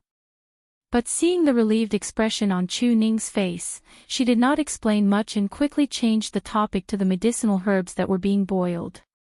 Father, I boiled this according to the recipe. It is said that it is good for old injuries. Try it. As Chu Luiyue spoke, she scooped a bowl of medicine and opened the jade box at the side. From it, she took out an inch-long red stem that was as thick as a thumb. She clenched it hard, and red juice dripped into the medicine.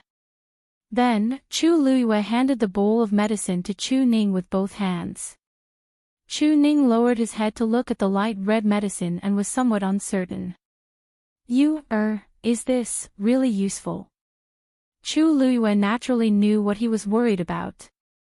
No one would be at ease when an ignorant person tried to boil medicine for the first time. He did not expect it to be effective. He was afraid that even if it was not poisonous, it would still be good. She couldn't tell Chu Ning her true identity, nor could she tell him that his old injuries were nothing in her eyes. She could only let him have a try. You is earnestly following that medical book, Chu Luiyue was just about to explain when Chu Ning took the bowl from her hands. He chuckled and said, since you has worked hard for father, then father naturally can't let you down.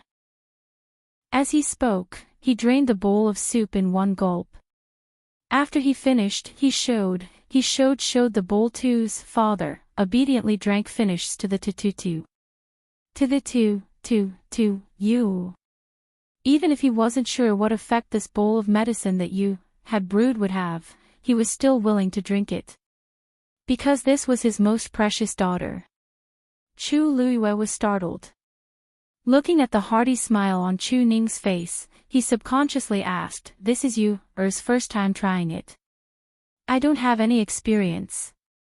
Father, aren't you afraid that this bowl of medicine don't you have experience now? With father here, you need not worry at all. Whatever you want to do, just do it. Chu Luiyue suddenly felt a surge of warmth in his heart. In an instant, his whole body seemed to have warmed up. The betrayal she had experienced in her previous life had almost completely frozen her heart. Even her bones and blood were frozen. But now, looking at Chu Ning's smiling and doting appearance, she was suddenly moved. She lowered her eyes to hide the ripples in her eyes. After a long time, she finally said, Father, you will definitely recover. Chu Ning was stunned. Then he heard her say word by word, one day in the future, Father will definitely become as powerful as before. No, you will become even more powerful. Chu Ning smiled bitterly in his heart. More powerful than before.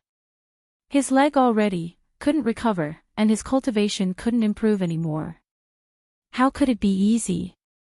But he couldn't bear to say these words to hurt his daughter. He smiled and pinched Chu Luiyue's cheek, then asked, right, the money to buy these herbs. Chu Luiyue's eyes flickered slightly. This money was given by the crown prince. You don't have to worry. Chu Ning was skeptical, but seeing Chu Luiyue's determined expression, he didn't ask anymore.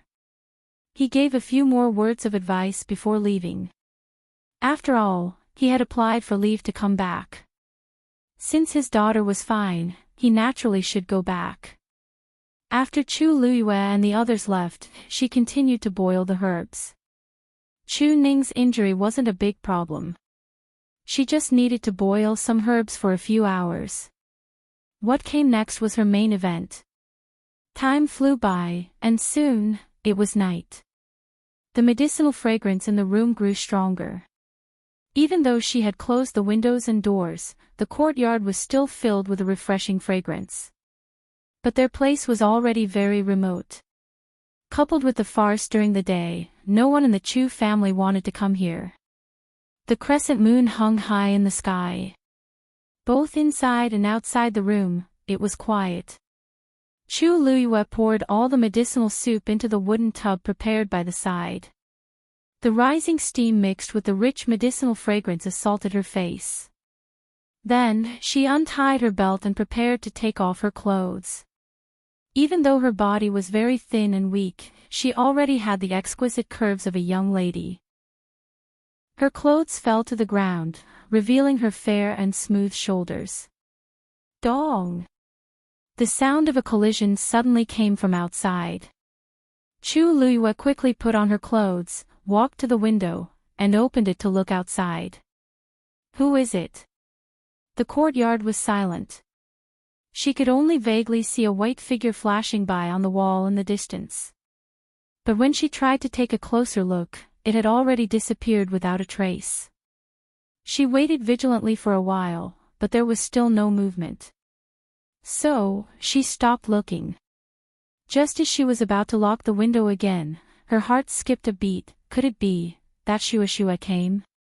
Other than that, she couldn't think of anyone else who would come here. But why did it leave again? After thinking for a moment, Chu Luiyue closed the window but didn't lock it. If it came back, it could also come in through this window.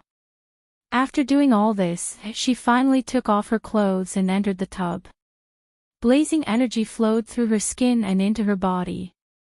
Chu Liuyue's face was almost instantly filled with blood. Her face was flushed red. This body's yuan meridian was incomplete, and her constitution was very weak. It was naturally difficult for her to withstand such a powerful surge of energy. Chu Liyue opened the last jade box beside her and took out the emerald green cold jade cloud pearl, which was the size of a longan, and put it in her mouth. An ice-cold aura that seeped into his heart instantly rushed into his lungs. Waves of pain came from all over her body. It was cold on the outside and hot on the inside. It was as if she was experiencing ice and fire at the same time. However, only such intense stimulation could activate her yuan meridian and repair it. Chu Liyue slowly closed her eyes. Within his dantian, a ripple suddenly appeared on the small lake that had been transformed from the incomplete transparent book page.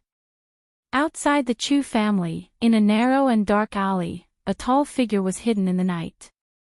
The cold moonlight shone down, but it couldn't compare to the clear splendor in his eyes.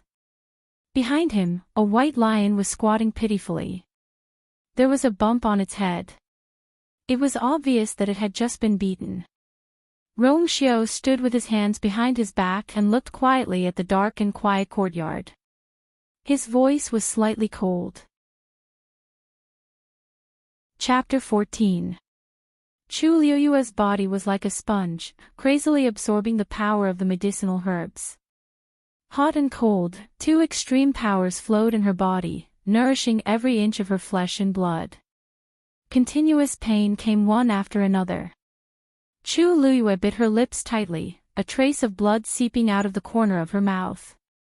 But from beginning to end, she did not cry out in pain. Instead, she forcefully endured and swallowed all the torture.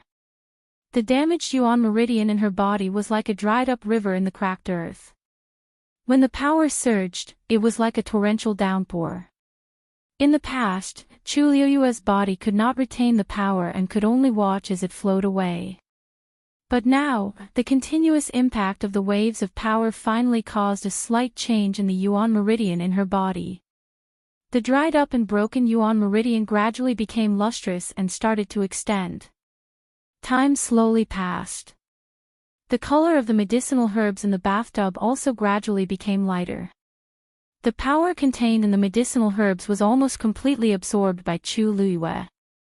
Chu Liyue was shocked to find that a portion of the medicinal herb's power had entered her body and nourished her yuan meridian, causing the damaged part to extend.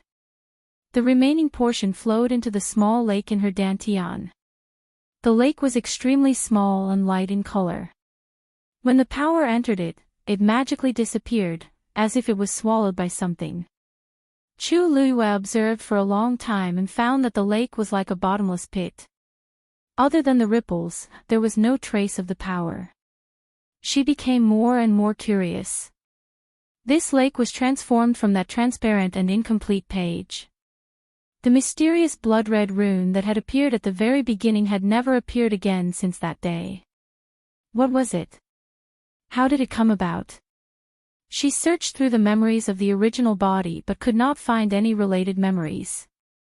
It was as if it had appeared out of thin air. Most importantly, she had never seen this thing before, but she felt an inexplicable sense of familiarity. It was as if it was brought about by her rebirth. Unable to find out what was going on, Chu Liyue decided not to think about it and focused on repairing her yuan meridian. A night passed in the blink of an eye. Chu Liyue only got up in the morning when the medicinal effects were almost completely absorbed. After a simple tidying up, Chu Liyue found a few pieces of wood and made a simple plum blossom pile in the yard. He also carved a wooden figure and stood beside it. Finally, he tied a sandbag to each of his hands and feet and began to practice.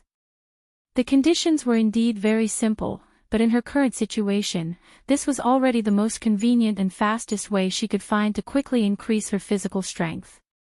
The Chu clan had a special training ground, but she had always been ostracized. If she went there, she might cause some unnecessary trouble. Chapter 15. Chu Luiyue only ended the day's training when the sun set. She didn't even need to look to know that her body was covered in bruises. However, she felt very carefree. Not only could she fully utilize the medicinal effects, but she could also rapidly improve her physical fitness. It was also beneficial for her future cultivation. When Chu Ning returned, he immediately saw the plum blossom piles and other things in the courtyard. At the side, a skinny girl was removing the sandbags from her hands and feet. Even though the sky was already dark, he could still see that she was in a sorry state. Chu Ning's heart instantly ached. Chu Luiyue looked up and smiled at him. Father. Words of comfort and persuasion were at the tip of his tongue, but he suddenly couldn't say them. Chu Ning knew that after the previous incident, Yu had indeed been greatly affected and changed completely. It was obvious that she was working hard to become stronger. The only thing he could do was to support and protect her to the best of his ability. The medicine you brewed yesterday seems to be very useful.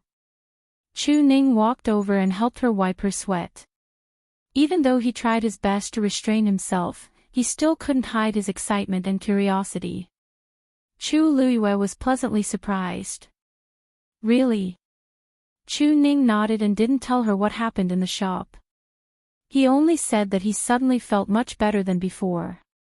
It seems like Yu really has the talent to become a celestial physician.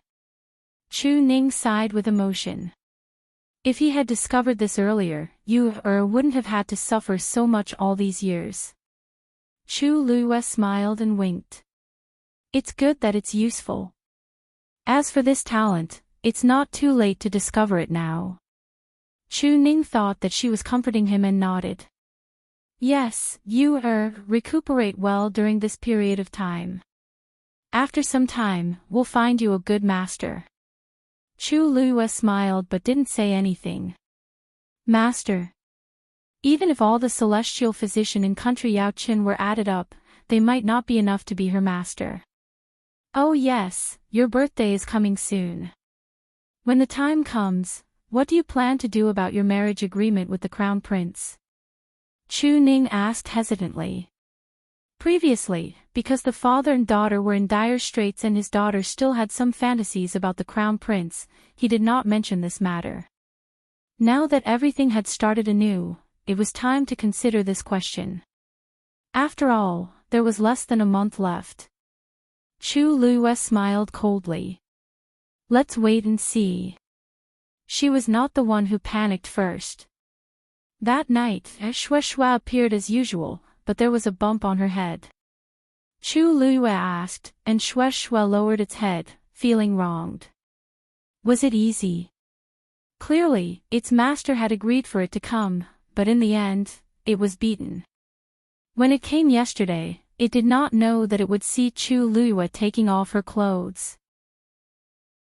This was infuriating. Chu Luiyue looked at him for a while. The injury wasn't serious, so she didn't pay it any mind. She let him lie on the bed while she began to adjust her breathing. She only fell into a deep sleep in the latter half of the night. After Chu Luiyue fell asleep, Shuai opened her eyes and moved closer to Chu Luiyue, allowing her gentle power to overflow and envelop Chu Luiyue. The disputes in the Chu family were quickly forgotten by everyone. This was because there was a new commotion in the imperial city. The seventh prince, Rong Xiu, had returned from Mingwei Tianshan. Although he was dressed lightly and kept a low profile, His Majesty's imperial edict immediately made His Highness the seventh prince the focus of everyone's discussion. The seventh prince, Rong Xiu, had been away for a long time. Now that he had finally returned, the emperor was overjoyed and directly gave him the title of princely. He was given the princely mansion. If one thought about it carefully, they would be able to sense the multiple meanings behind this imperial edict. Firstly, this proved that the seventh prince would stay in the imperial city from now on. Secondly, this showed that the emperor valued and liked the seventh prince very much. One had to know that the emperor had 9 princes. 3 of them had died young, and 6 were left. Other than the eldest son, Rongjin, who was made the crown prince the moment he was born, among the remaining 8 princes, only the 5th prince, Rongqi, who was born from the same mother as the crown prince, was conferred the title of Prince Ping. From this, one could tell how big of a commotion Rongxiu's title of princely would cause. Originally, no one had much of an impression of him and didn't pay much attention to the return of the frail 7th prince. However, now that he was conferred the title of princely as soon as he returned to the imperial city, it really made people overthink. Almost overnight, the princely mansion became a bustling place. Many people sent in invitations to see the princely, but the princely mansion rejected them all, claiming that the princely was tired from traveling and needed to rest. Chu Luiyue naturally didn't know about these undercurrents. What she cared about the most now was her own health. Zhenbao Pavilion was indeed reliable, and the second batch of herbs was delivered on time. Chu Luiyue wasn't in a hurry to deal with these things. Instead, she chose to go out that day. This time, she didn't go out directly from the main door. Instead, she disguised herself as a young man, wearing a black robe and a bamboo hat, and flipped out from near the small door. The imperial city was bustling. Even on the streets, there was no lack of people in all sorts of strange outfits. Thus, Chu Luiyue didn't attract much attention. After leaving the Chu family, she headed west, heading straight for the Ghost Street in the western part of the city. Although it was called Ghost Street, it was actually a place where all kinds of people gathered to buy and sell things. There were crooks mixed in with the honest folk. There were all kinds of things for sale, and the prices were different. It was unknown how much money one could spend on what they could buy. Because of this, there were some people who liked to come here. Occasionally, if they were lucky, they could find some treasures. Chu Luiyue came here today with this mentality. Ghost Street was very lively. There were all kinds of stalls on both sides of the street. Chu Luiyue walked very leisurely. She seemed to be looking around carelessly, but her eyes were quickly sweeping over those things. Time passed bit by bit. After walking through half of Ghost Street, Chu Luiyue didn't find anything that caught her eye. She couldn't help but feel a little disappointed. Just as she was considering whether to go back or not, she suddenly caught a glimpse of something on a shabby stall. Her heart skipped a beat, and she walked over without batting an eyelid. It was a stone about the size of a fist. It was grayish-white in color, and there was green moss growing on it. It looked like a stone that was randomly picked up from somewhere. However, if one looked carefully, they would see 2 faint red streaks on the stone. That proved that there was an extremely precious red jade hidden in this stone. Just as Chu Luiyue was about to ask for the price, someone was one step ahead of her and picked up the stone. It was a man who looked to be about 20 years old. He had a fat head and big ears. He wore a brocade robe, and his whole body exuded the aura of a nouveau riche. Hey, I didn't expect my luck to be so good today. I can even find such a red stone. Old man, name a price. The owner of the stall was an old man. His hair and beard were all white. It was the middle of summer, but he was wearing a shabby cotton-padded coat. He was holding a palm leaf fan and gently fanning himself as he lazily reclined there. Hearing this voice, he opened one eye and then stretched out a finger. 100 taels. The old man shook his head. 10,000 taels. The young man suddenly exploded, and his fat body trembled. You're crazy. Giving you 100 taels for a piece of red stone is already giving you face. You even dare to extort me. Do you know who I am? Let me tell you, I am the cousin of the future crown princess. Hearing this, Chu Luiyue, who had been watching coldly from the side, finally raised her eyebrows slightly. Chapter 16. Why don't you ask around about the Lu family's fourth young master? Chu Luiyue suddenly understood. So, he was Chu Xianmin's cousin. Things haven't even started, and he's already related to her. Birds of a feather flock together, the old man snorted. Who cares who you are? 10,000 taels, not a penny less. If you can't afford it, someone else will. Lu Jitao was so angry that he laughed. He weighed the red stone in his hand and said arrogantly, "Oh, I'd like to see who will buy this." As he spoke, he looked around warningly. The people who were interested in the red stone stopped in their tracks. Not everyone could afford to offend the Lu family's fourth young master. A red stone of this size would only cost 2,000 taels at most. No one would spend 10,000 taels. Moreover, he purposely revealed his identity. Whoever bought it would be going against him. Previously, people had heard that the crown prince liked Chu Xianmin. In the past 2 days, there were even rumors that the crown prince's personal guard, Song Yuan, had personally sent the invitation to the crown prince's birthday banquet to Chu Xianmin. It seemed like the future crown princess would definitely belong to Chu Xianmin. Offending the Lu family was equivalent to offending the crown prince. The surroundings were silent. Lu Jitao said proudly, "Old man, I know this.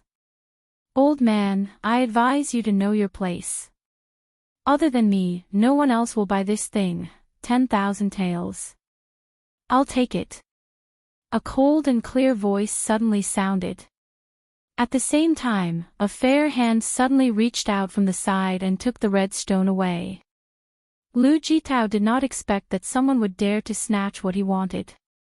He was stunned for a while before he reacted. He took a closer look and saw that the other party was wearing a black robe and a bamboo hat. It seemed to be a young woman. Lu Jitao was furious. "Who are you?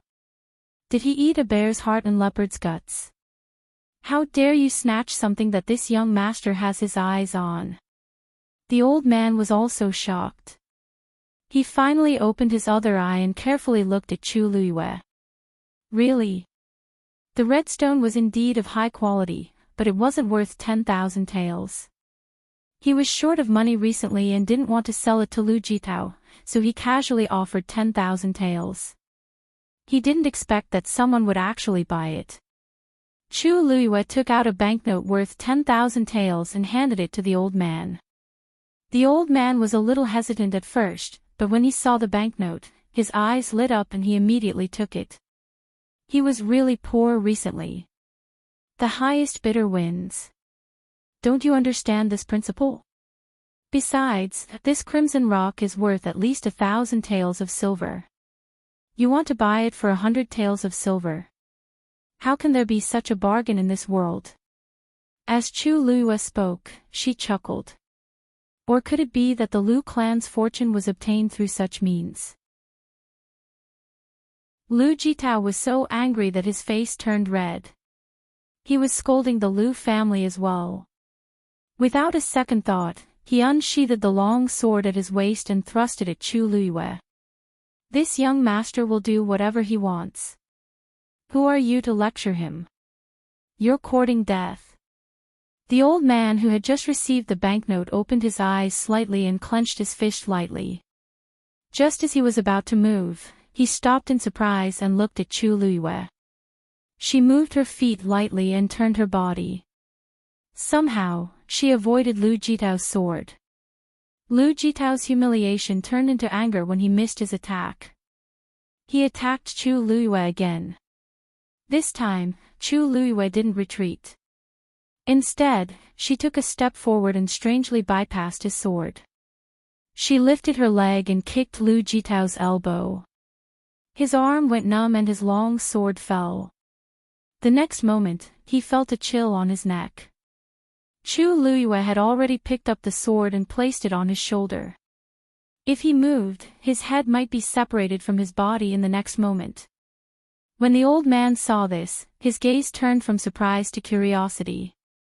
He carefully sized up Chu Luiyue. This girl clearly didn't have any force fluctuations on her body. Logically speaking, she shouldn't be a match for Lu Jitao.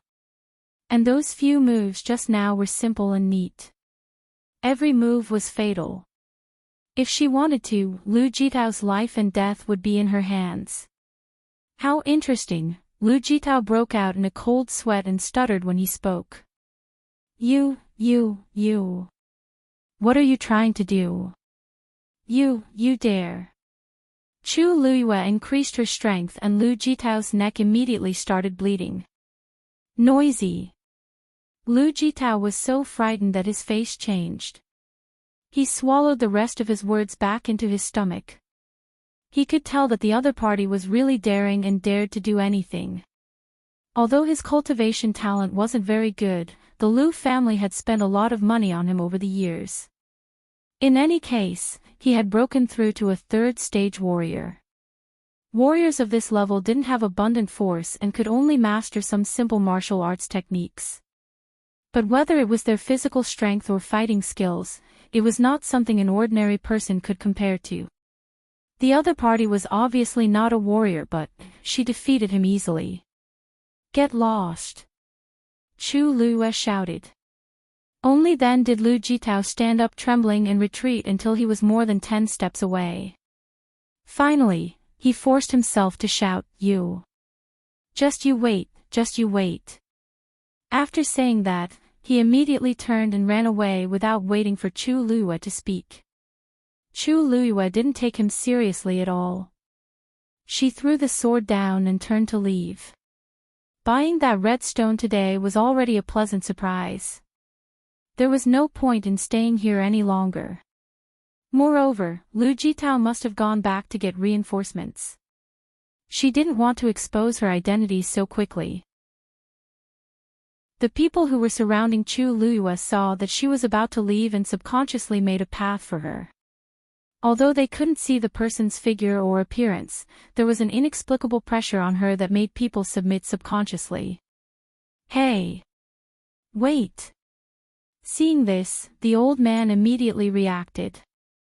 He hurriedly packed up his stall and was about to chase after Chu Luiyue. However, when he looked up, he realized that Chu Luiyue was no longer in sight. He was stunned for a moment and couldn't help but shake his head and scold with a smile, What a vigilant girl. However, it was too naive to think that she could get rid of him like this. Chu Luiyue quickly sensed that someone was following her, so she quickly changed her route and walked through several streets. Not only did she not go to the Chu family, but she also went further and further away. Finally, she entered a remote and narrow dead end. After entering, the surroundings were quiet. She then turned around. You've been following me all this way. Why don't you just say what you want to say? After a moment, a hunched old figure appeared at the entrance of the alley. Chapter 17. He rubbed his hands in embarrassment. Hee, little girl, don't be angry. This old man didn't follow you on purpose. I just feel that the 10,000 taels is too much for my conscience. Although I'm short of money, I can't go against my conscience and bully a little girl like you, right? Chu Luiyue raised her eyebrows. If you're here for this, there's really no need. In my eyes, that red stone is indeed worth 10,000 taels. Not only was it worth it, it was super worth it. But the old man didn't believe her at all. He waved the fan in his hand. Hey! Little girl, don't be so polite. This old man has seen at least 90,000 if not 100,000 red stones. It's really not worth 10,000 taels. How about this, I'll give you something else as compensation. How about it? Chu Luiyue shook her head. Not interested. The old man's face fell. This little girl is too difficult to deal with. Why are you here? It's better to be straightforward. The old man looked at Chu Luiyue's indifferent expression. Her bright black eyes seemed to have seen through everything. He couldn't help but feel even more embarrassed.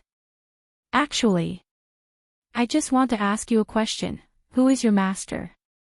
Although there was no fluctuation of force on her body and those few movements were very simple, he could tell at a glance that it definitely originated from one or more profound martial arts techniques. There must be a top-notch expert behind her. Otherwise, she would definitely not be able to suppress a stage 3 warrior like Lu Jitao so easily. These years, his life had been very boring. If he could exchange pointers with her, that would be great. Chu Luiyue narrowed her eyes. If I tell you, what's in it for me? The old man scratched his head in distress. He didn't have much money on him, and the other party didn't seem to be short of money either. After thinking for a long time, he finally patted his head and took out a jade pendant. How about this in exchange? It's still worth some money. Chu Luiyue lowered her head to take a look. Her eyes flashed slightly.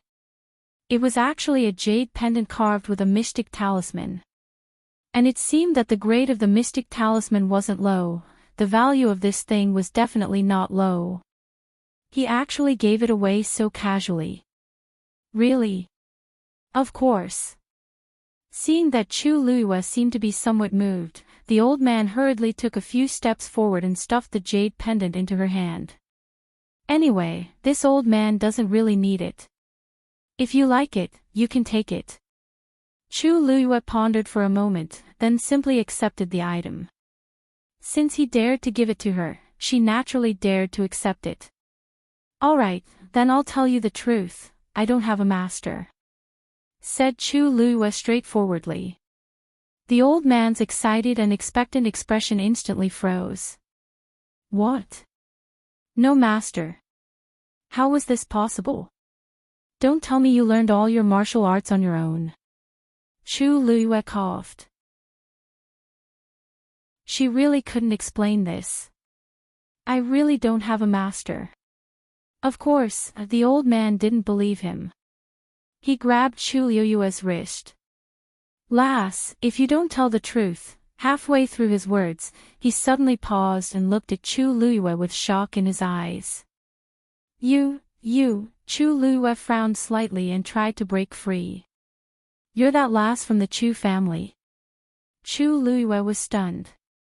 He didn't see her face, but he actually recognized her. But she didn't have any impression of such a person. Seeing that she didn't speak, the old man was even more incredulous. You're really Chu Luiyue? Isn't your yuan meridian? So he recognized her by taking her pulse. Chu Luiyue heaved a sigh of relief and simply took off her bamboo hat. I'm indeed Chu Luiyue. You are. Seeing the beautiful face in front of him, the old man was stunned for a moment. So you're already so old. That's not right, your yuan meridian. Halfway through his words, he suddenly paused. For a moment, he really didn't know what to say. When Chu Luiyue was young, he did take her pulse and repeatedly confirmed that her yuan meridian was naturally incomplete and would never be able to cultivate in this lifetime. But just now, when he inadvertently felt her pulse, he discovered that there seemed to be a subtle change in her yuan meridian. Chu Luiyue looked at the old man's fluctuating expression and narrowed her eyes. She had only just begun to repair her yuan meridian. Normal people wouldn't be able to detect it. But this old man immediately recognized it. It was clear that he wasn't an ordinary person. It was very likely that he was a celestial physician. At the very least, he was an extremely powerful expert. Lass, tell this old man the truth. Who exactly is helping you? The old man's previously idle appearance was replaced by a much more serious expression. He let go of Chu Luiyue's hand and carefully stared into her eyes. Chu Luiyue sincerely shook her head. There really isn't anyone. If you don't believe me, you can personally ask around. Although I'm the first miss of the Chu family in name, I've been living worse than a servant all these years. I'm already lucky to be able to keep my life. What else can I do? The old man was skeptical. He hadn't paid attention to worldly affairs for many years and didn't understand many things in the capital. But Chu Luiyue was born a good-for-nothing. It wasn't difficult to guess what kind of life she had been living all these years. If someone was helping her from behind. She and Chu Ning didn't have any backing. Who could they find? Lass, what you say makes sense. But your Yuan meridian is really hard to explain. The old man racked his brains but still couldn't figure out the reason for the sudden change in Chu Luiyue's Yuan meridian. He couldn't help but knock his head with a fan. Chu Luiyue glanced at the sky. If you don't have any other matters, this junior will take her leave. Although she couldn't confirm this old man's identity, Chu Luiyue was certain that his background wasn't simple. She naturally wouldn't offend such a person. The old man casually waved his hand. His brows were still tightly knitted as he pondered over the problem. What exactly is? Chu Luiyue didn't stay any longer and quickly left. In the narrow alley, only the old man was left in deep thought. When Chu Luiyue returned to the Chu residence, everything was normal. The new herbs had been sent over. As usual, she brewed Chu Ning's medicine first and sent it over when Chu Ning returned. Chu Ning didn't say anything and drank all the medicine. His initial doubts had long been dispelled with the obvious improvement in his health. Now, in his eyes, his daughter was an out-and-out genius. Feeling a warm energy surging through his limbs, Chu Ning sighed softly. When Daddy recovers, I'll bring you to become a disciple. Your talent can't be buried. Chu Luiyue asked casually. Daddy, how many celestial physicians are there in country Yaochen now? Chu Ning pondered for a moment. The requirements to become a celestial physician are very stringent. Even if some people have a little talent, they can't become a true celestial physician. Now, there are only 7 celestial physicians in the entire country Yaochen. Chu Luiyue asked some indirect questions, but unfortunately, Chu Ning didn't know much about them, so he couldn't match up with the strange old man in the end. Chu Luiyue also knew that this matter couldn't be rushed, so he didn't ask any more questions. After Chu Ning left, he continued to brew his own herbs. That night, Xue didn't come. 3 days passed in the blink of an eye. When Chu Luiyue started brewing medicine for Chu Ning again, an uninvited guest came. It was that old man. Obviously, he didn't come in from the main entrance. He was still wearing the same tattered cotton-padded clothes, and there were a few leaves on his head. There were dark circles under his eyes, and he looked like he hadn't slept for a few days. Chu Luiyue was surprised to see him like this. Why are you here? The old man had a sad look in his eyes. I thought about it for 3 days and 3 nights, but I still couldn't figure it out. I didn't expect. Chu Luiyue was shocked. Did this mean that he hadn't slept for a few days because of her? He stretched out his trembling hand and pointed at the pot of fragrant herbs. He complained bitterly as if he had been deceived.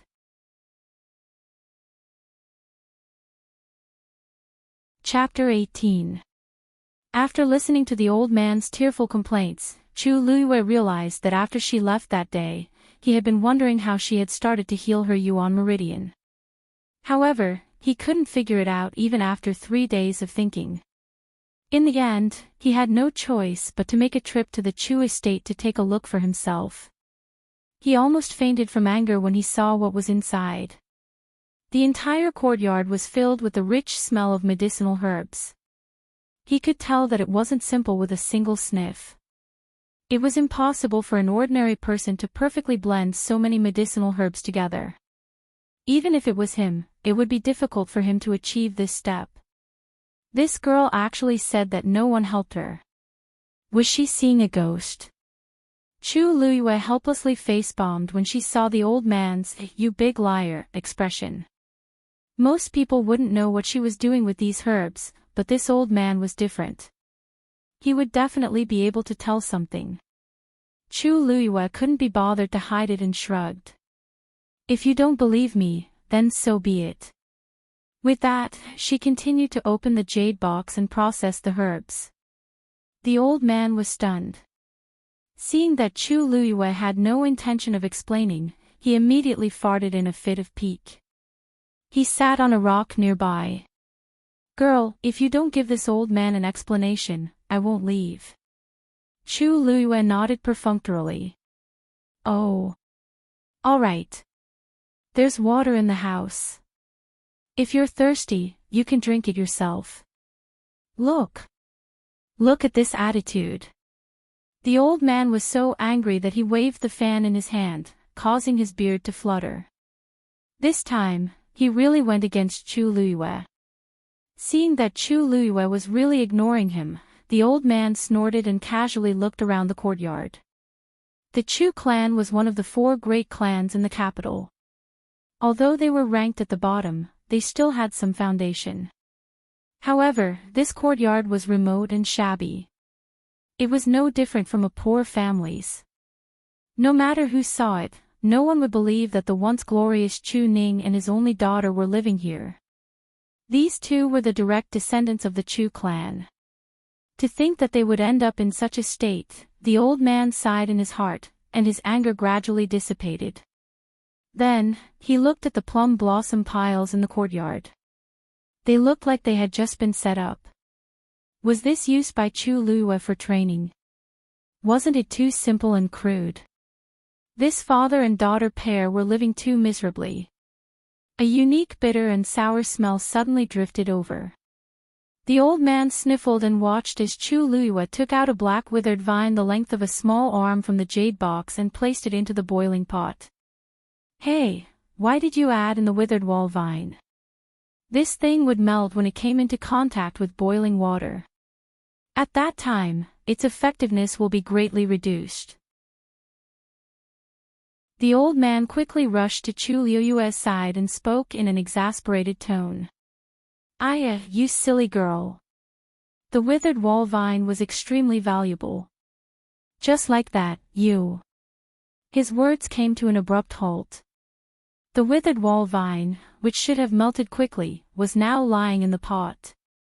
Steam rose from the boiling water and hot air rushed over, but the withered wall vine was still intact. Gradually, an ink-like liquid flowed out from the withered wall vine and dyed the air. The bitter and sour smell became fragrant and sweet. This was the smell of the withered wall vine when its effectiveness was completely extracted. The old man widened his eyes and looked at the scene in disbelief. How is this possible? The withered wall vine had an extremely strong healing effect. In addition, it grew on cliffs, and only grew an inch every 10 years, so it was very precious. However, such a rare herb was also very troublesome to process. Because it was extremely thin and brittle, once it was damaged, its efficacy would quickly dissipate. It could only be slowly steamed in water. If the water temperature was too high or too low, it would affect the efficacy of the herb. Especially boiling water, once it came into contact with it, it would quickly turn into slag. But now, the withered wall vine not only did not melt in the boiling water, but it was also stimulated to its strongest effect. How did you do it? The old man looked at Chu Luiyue in confusion. Chu Luiyue pointed. Take a closer look. The old man rubbed his eyes and leaned closer. Finally, he saw that the withered wall vine seemed to be covered with a layer of silver-white ice crystals. This is silver ice grass. This was an extremely common herb. Because it was silver-white and had a cold attribute, it was usually used to relieve pain. Grind the silver ice grass into powder and add it to the boiling water 15 minutes in advance. When the withered wall vine is added to the boiling water, it will quickly condense on the withered wall vine. In this way, the withered wall vine will not melt. Chu Luiyue explained.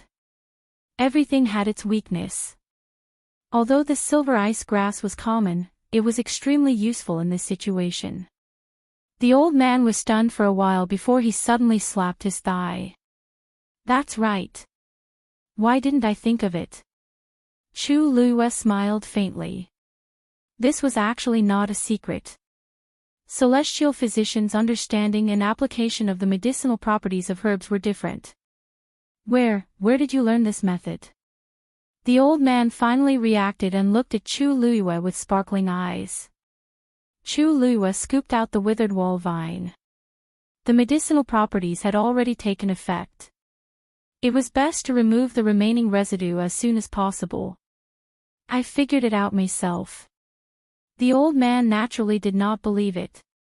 However, after asking for a long time, Chu Luiyue did not explain anything. He could not help but feel annoyed. However, his eyes did not leave the pot of medicinal herbs that was boiling in the water. Chu Luiyue did not hide it and openly allowed the old man to look at it. This medicine was brewed for Chu Ning. The prescription was very common and there was nothing wrong with showing it to him. This was because the technique and control of the medicine was more important. Some people did not have the talent. Even if they memorized the prescription and tried diligently, they would still not be able to become a celestial physician. The courtyard quietened down. The old man watched Chu Luiyue brew the medicine from the side and his expression gradually changed. Chu Luiyue's series of actions flowed smoothly. The timing and dosage of each herb could be said to be perfect. The medicinal fragrance became stronger and stronger, indicating that the medicinal properties were fusing together. Without tens of thousands of practice, it was absolutely impossible to achieve this. Even he would not be able to do it better than Chu Luiyue. Clack. The jade box was closed and the last herb was put in. From start to finish, not counting the herbs that Chu Luiyue had already put in before he came, she had put in at least 35 different herbs. Moreover, this was clearly not the limit of Chu Luiyue's standard. She was definitely at the level of a celestial physician. No matter who she learned her skills from, he was certain of one thing: Chu Luiyue was extremely talented on the path of a celestial physician. What was wrong with the Chu family? Not only did they not cherish such a rare celestial physician genius, they even dared to bully and humiliate her. Looking at this dilapidated courtyard, it was simply ironic. He rubbed his hands and looked at Chu Luiyue as if he was looking at a peerless treasure. That. Lass you, this old man will not ask you about those things. I only have one thing that I need your help with. I want to come here and watch you refine medicine in the future. Do you think that's okay? Chu Luiyue shook her head. She had too many things to do. It would be inconvenient to have another person around. Then. I'll come here once every 3 days. Chu Luiyue still shook her head. 5 days. Half a month. If you don't agree, then 1 month. Okay. Half a month. Just half a month. The old man was afraid that she would go back on her words. He nodded his head repeatedly and his face was already full of smiles. Chu Luiyue suddenly tilted her head and asked thoughtfully. Chapter 19. Ah. The old man was stumped by the question and scratched his head in distress. This was indeed a problem. He had snuck in today, but he couldn't possibly do this every time in the future, right?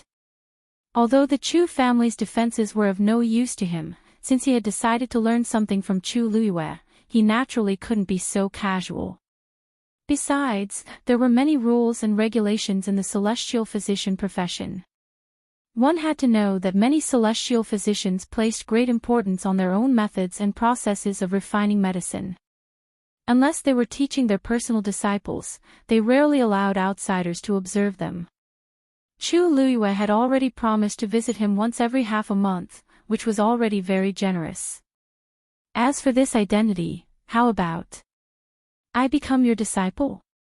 The old man said excitedly, but he immediately frowned and looked hesitant. But this old man had a master before.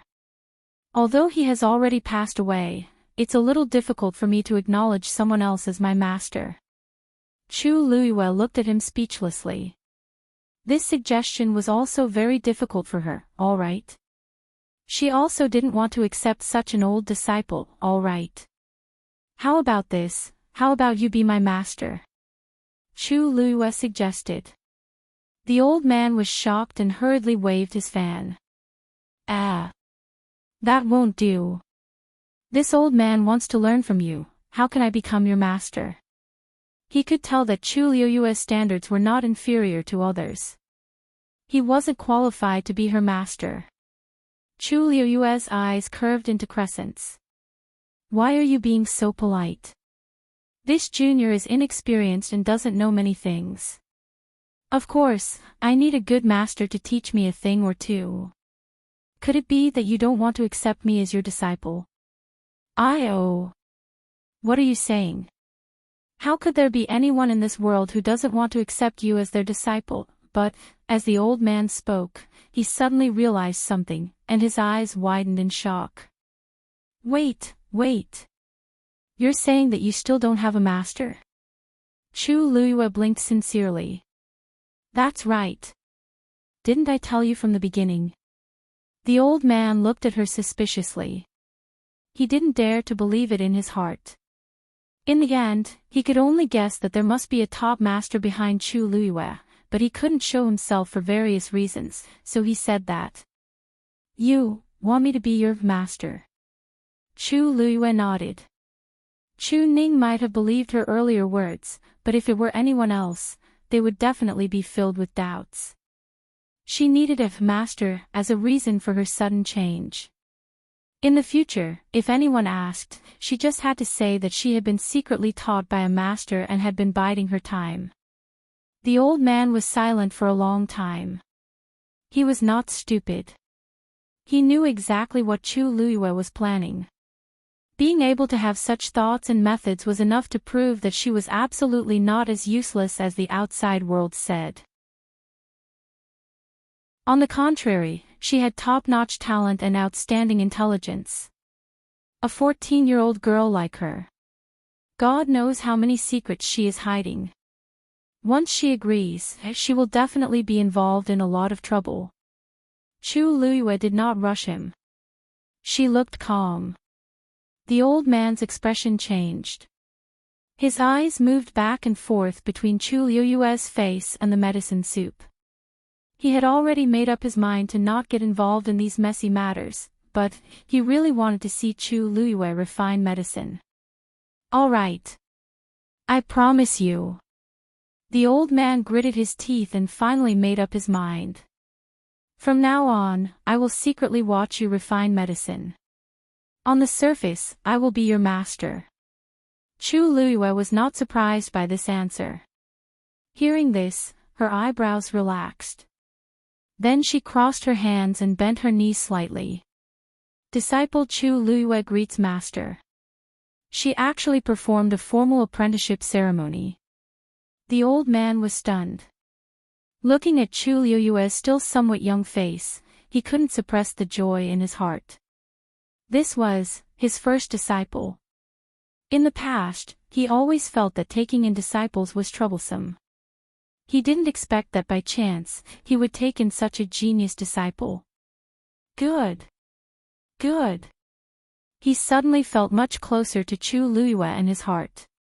He hurriedly let Chu Luiyue stand up. We, master and disciple, don't care about those formalities. If you have any problems in the future, just ask me. Chu Luiyue smiled with curved eyebrows. Thank you, master.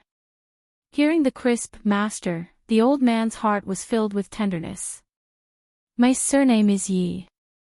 If you want to find me in the future, go directly to the autumn wind garden in the west of the city. Chu Luiyue quickly searched her mind, but did not find anyone surnamed Yi, let alone the autumn wind garden. But this was normal. She had been trapped in the Chu family for many years and did not know much about the outside world. Now was not the time to ask these questions. She simply did not dwell on it. When it was time to find out in the future, she would naturally know. After that, Master Yi and Chu Luiyue talked for a long time about refining medicine. It was not until sunset that they reluctantly left. Of course, Chu Ning knew nothing about all this. Chu Luiyue also pretended that nothing had happened and quietly nursed his body. More than 20 days passed quickly. Early in the morning, Zhenbao Pavilion sent the last batch of herbs over. After Chu Luiyue counted the herbs, he began to methodically refine the medicine. Unlike before, Chu Ning was also at home this time. From time to time, he would look at Chu Luiyue's room, feeling proud and nervous. After enduring for a few hours, Chu Luiyue finally stopped and scooped out the medicine soup. "Father, this is the last time. After drinking it, you can try to cultivate again." Chu Luiyue brought over the medicinal soup that she had brewed. Chu Ning quickly went forward to take it, looking somewhat excited. During this period of time, his body had obviously improved. Not only did his crippled leg become as strong as before, even his perception of force seemed to be much stronger than before. He even faintly felt that he seemed to be even better than when he was at his peak. After being defeated for so many years, it was impossible to say that he did not want to make a comeback. He did not expect that the one who gave him this hope was actually his own daughter. Chu Ning drank it without hesitation. The blazing energy flowed down and then gathered in his dantian. He crossed his legs and crossed his arms in front of him. He closed his eyes and began to guide this energy. The surrounding force of heaven and earth seemed to be guided by something and began to gather towards Chu Ning.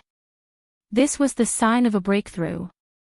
Chu Luiyue curled his lips in satisfaction. Chu Ning's talent was indeed not bad. It was an unexpected surprise that he could take this opportunity to attempt a breakthrough. She quietly left and returned to her room. After this period of recuperation, the Yuan meridian in her body had almost recovered. She only needed one last step to completely recover. She began the last batch of medicine refinement. When the medicine soup was finished, the sky was completely dark. She took off her clothes and entered the bathtub. The rich medicinal fragrance lingered. White mist rose, almost obscuring her figure. She held her breath and concentrated, sinking her qi into her dantian. Strands of energy entered Chu Luiyue's limbs and bones. The Yuan meridian that was originally damaged and withered had now become lustrous and supple. Under the nourishment of the abundant energy, the Yuan meridian continued to expand and grow.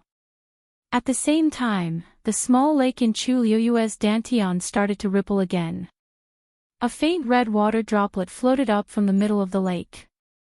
Then, it transformed into countless tiny particles that could not be seen and merged into Chu Luiyue's Yuan meridian. Buzz! Chapter 20. Chu Luiyue's body trembled. At that moment, she felt a terrifying pressure from ancient times that made her soul tremble.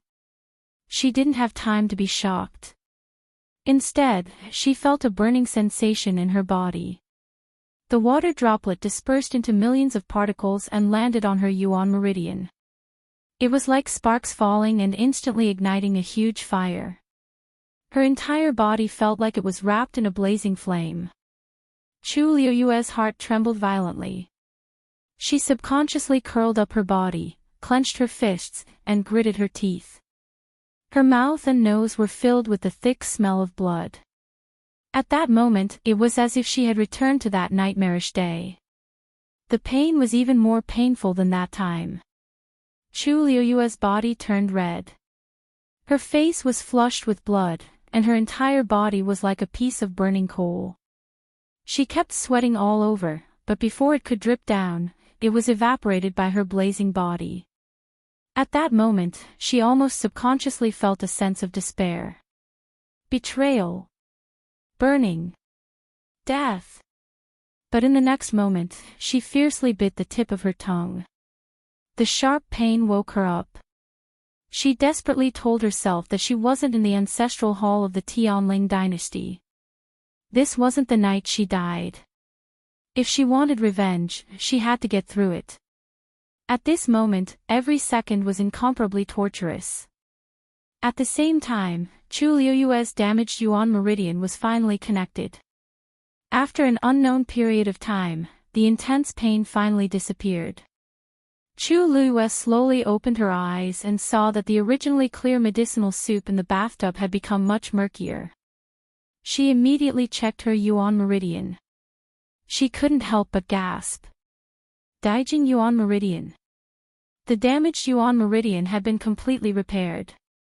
Its entire body was lustrous and clear with a faint red color. She never expected that this body's yuan meridian would reach the level of a Daijing yuan meridian after it was repaired. Even in the entire history of the Tianling dynasty, there were only 2 people with Tianjing yuan meridian. Although the Daijing yuan meridian was 1 level lower, it was still considered a rare existence. This body was born with a damaged yuan meridian. She thought that after she recovered, it would be good enough if she could reach the mystic meridian yuan meridian. This was a huge surprise. In this way, her future cultivation would be twice the result with half the effort.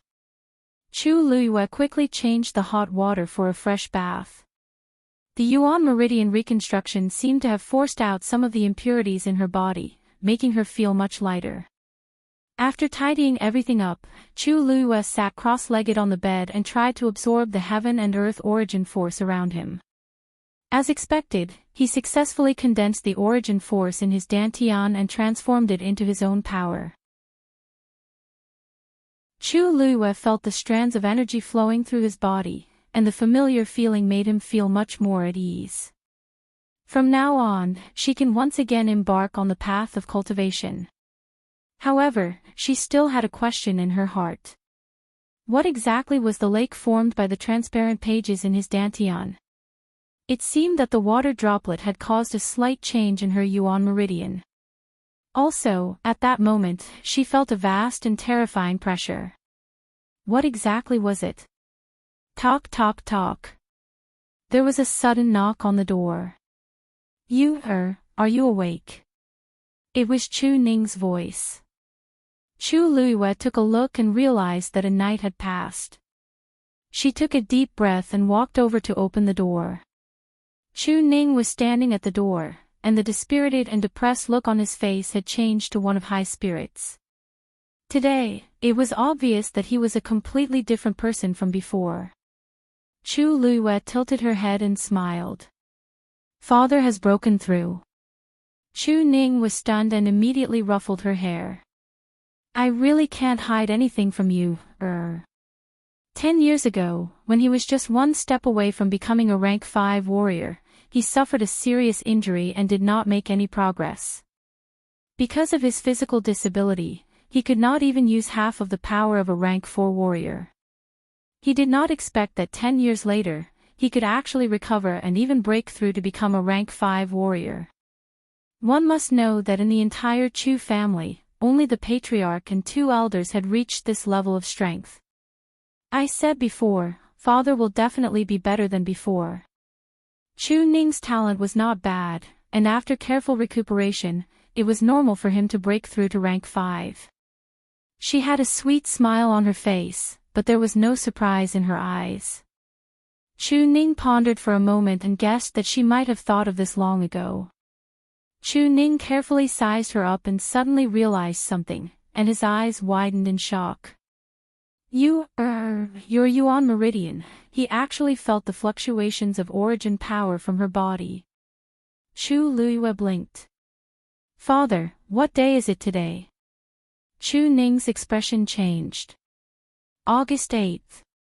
The day after tomorrow is Yu's coming-of-age ceremony. It was also the day of her engagement with the Crown Prince. Until now, the Crown Prince had not said anything, and it was obvious that he did not prepare for the engagement. Chu Ning thought that Chu Liyue felt wronged and hurriedly said, don't worry, father will go to the palace to meet His Majesty today and request to cancel your engagement with the Crown Prince. The Crown Prince is not a good match for you, so this is considered a relief. He was now a rank 5 warrior and could speak to His Majesty. However, Chu Liyue chuckled. Cancel my engagement with the crown prince and let Chu Xianmin reap what she sowed. Isn't that letting the two of them off too easily? She had yet to settle the score with them for all the grievances that she had suffered all these years. Chu Ning was a little confused. What do you plan to do, Yu-He? Chu Luiyue said softly, Yu-He has her own plans. I have my own plans. Outside the imperial city, there was a continuous mountain range. Under the sunlight, the lush forest was mottled with light and shadow. A grand birthday banquet was being held at the foot of a mountain somewhere. Precious white jade tables were placed on both sides, and all kinds of delicacies and nectar were placed on them. More than half of the imperial city's aristocratic families with extraordinary status were here. They toasted each other, and it was very lively. However, from time to time, their gazes would shift to the seat of honor. There was a purple gold jade chair there, and a young man in a purple-red brocade robe was smiling as he listened to the conversations of the people at the banquet. It was the crown prince, Rong Jin. Chu Xianmin sat on his right side, looking quiet and beautiful. To be placed in this position meant that the crown prince had the intention of making her the crown princess. The crown prince is really in a good mood. He chose to hold his birthday banquet in such a beautiful place. It's indeed extraordinary. Brother you don't know this. The scenery is nice, but more importantly, this mountain is the crown prince's hunting ground. The crown prince values this hunting ground very much, and he rarely opens it to the public. Today, we can finally broaden our horizons. Really? Once this was said, the crowd couldn't help but look at the crown prince. Rong Jin smiled and nodded. That's right. Whoever can tame the fiend can take it away. Hearing this, the crowd gasped in unison. The crown prince is so generous. Someone couldn't help but tease. The crown prince is so generous. I'm afraid it's not for us but to make the beauty smile, right? If I remember correctly, third Chu Missy doesn't have a fiend yet. Chu Xianmin's cheeks flushed red as she looked at Rong Jin shyly. Rong Jin smiled and drank a cup of wine. If you're not as skilled as others, how can you blame Minmin for snatching your fiend? The crowd laughed in support. Some of the aristocratic family's daughters were naturally angry and jealous, but they knew that they didn't stand a chance after seeing the situation, so they could only bear with it secretly. Rong Jin waved his hand.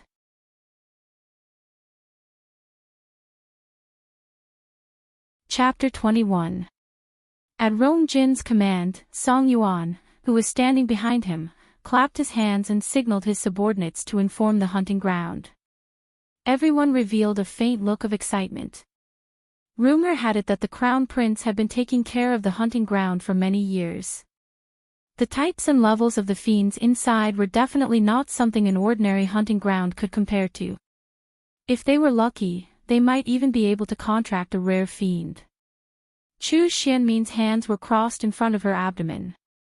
Her posture was very dignified and elegant, but her eyes flashed with uncontrollable excitement. She did not expect the crown prince to go this far for her. He had actually prepared such a big gift for her on his birthday. Even though she had not gone in to take a look, she knew how much the crown prince valued the hunting ground. The fiends inside would definitely not disappoint. Even though the Chu family had their own hunting ground, they did not have any good fiends. She did not like them at all. She was originally very talented. If she could contract a good fiend, it would undoubtedly be icing on the cake. Minmin, it all depends on your ability whether you can get the biggest prize this time. Rong Jin moved closer and smiled. Chu Xianmin nodded shyly. I know Brother Jin's good intentions. I'll do my best. Rong Jin laughed. He liked Chu Xianmin's intelligence. She knew what to say and what to do at the right time. Seeing that he was in a good mood, Chu Xianmin's heart skipped a beat. Then, the smile on her face faded. She looked troubled and said softly, it's a pity. Sister can't come this time. Rong Jin's expression froze and became cold. The surrounding people naturally heard this and immediately looked over. Interesting. The sister that Chu Xianmin mentioned was none other than the Chu family's eldest missy, Chu Luiyue. Everyone knew that she was engaged to the crown prince. However, the crown prince did not like her because she was born useless.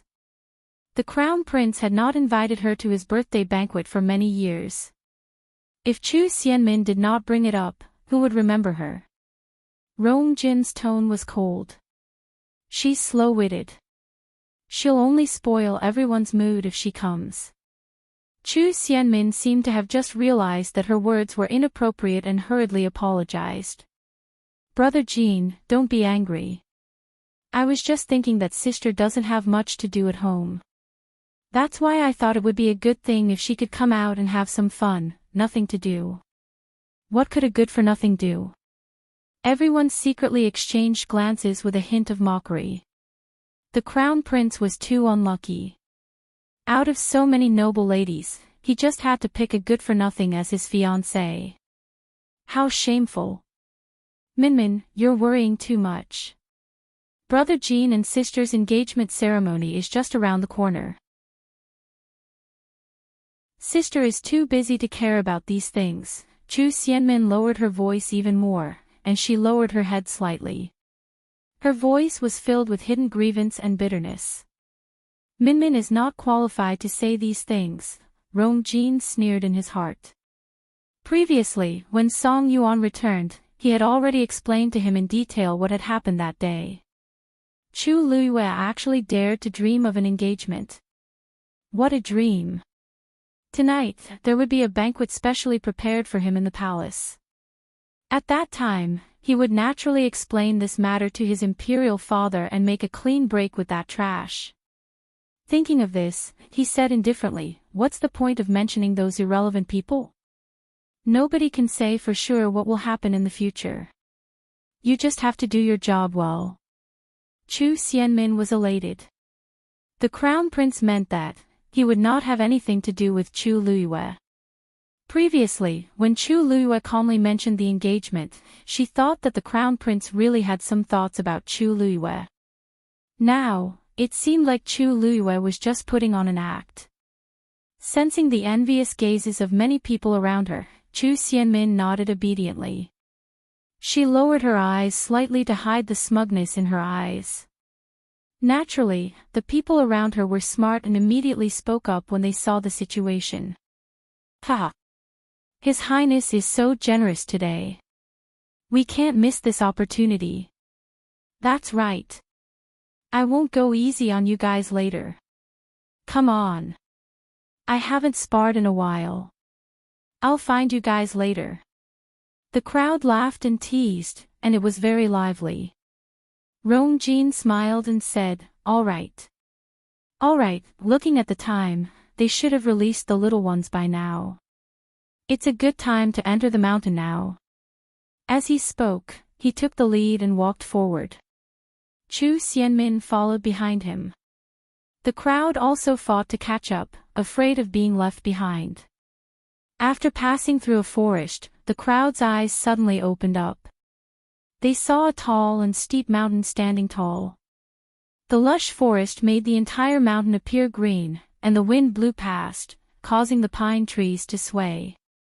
At the foot of the mountain, there was an extremely tall black iron fence. There were people guarding it at every set distance. These guards were also very strong and seemed to be very capable. The crowd could not help but be secretly surprised. Just the maintenance of this hunting ground was probably not a small sum of money.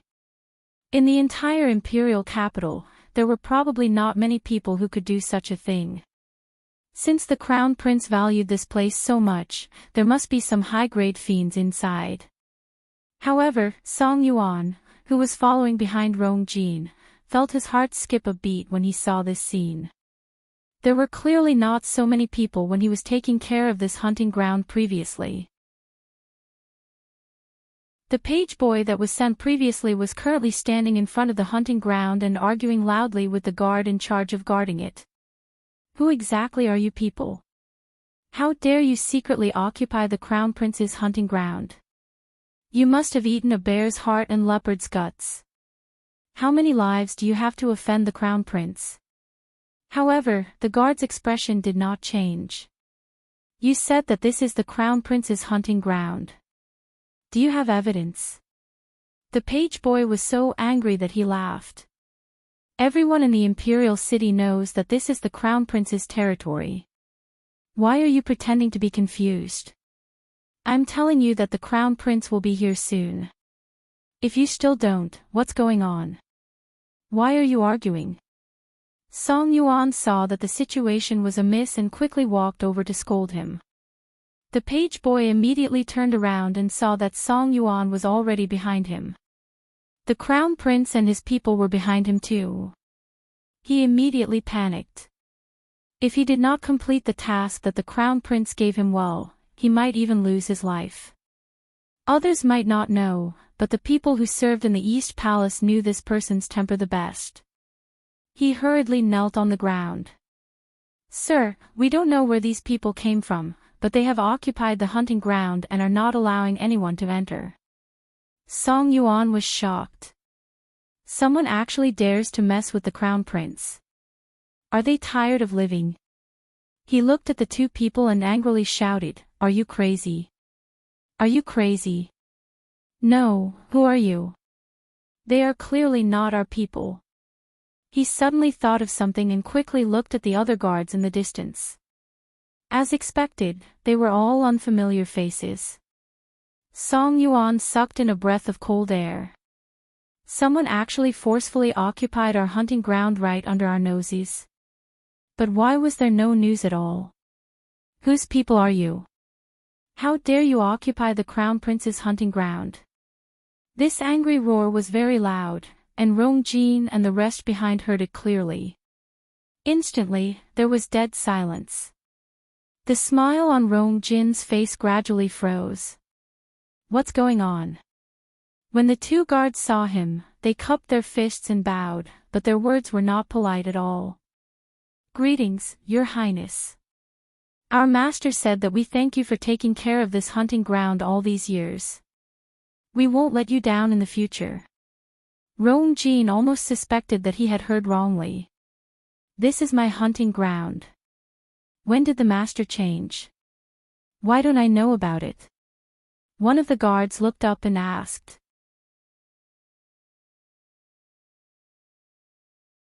Chapter 22. Rong Jin froze on the spot. After a while, he finally realized what the guard meant. His usually expressionless face revealed a rare look of disbelief. Is he asking me for the title deed? Just as he was about to scold the guard, a blurry memory suddenly flashed across his mind. No. I really don't have the hunting ground's title deed. Even though father gave it to me, it was actually a betrothal gift to Chu Luiyue. The title deed is with Chu Luiyue. Your Highness, the hunting ground belongs to whoever's name is written on the title deed, right?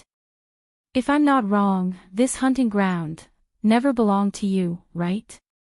Even though the guard looked ordinary, he was neither servile nor overbearing in front of the crown prince.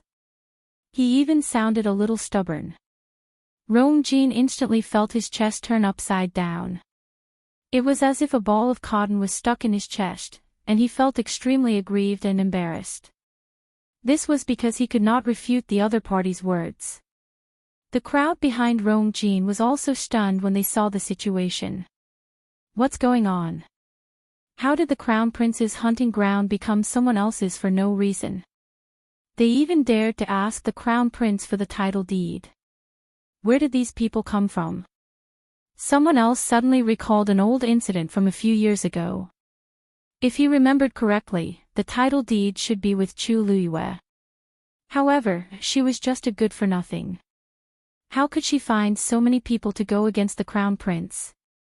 Some people silently looked at Chu Xianmin. Chu Xianmin was also stunned for a while.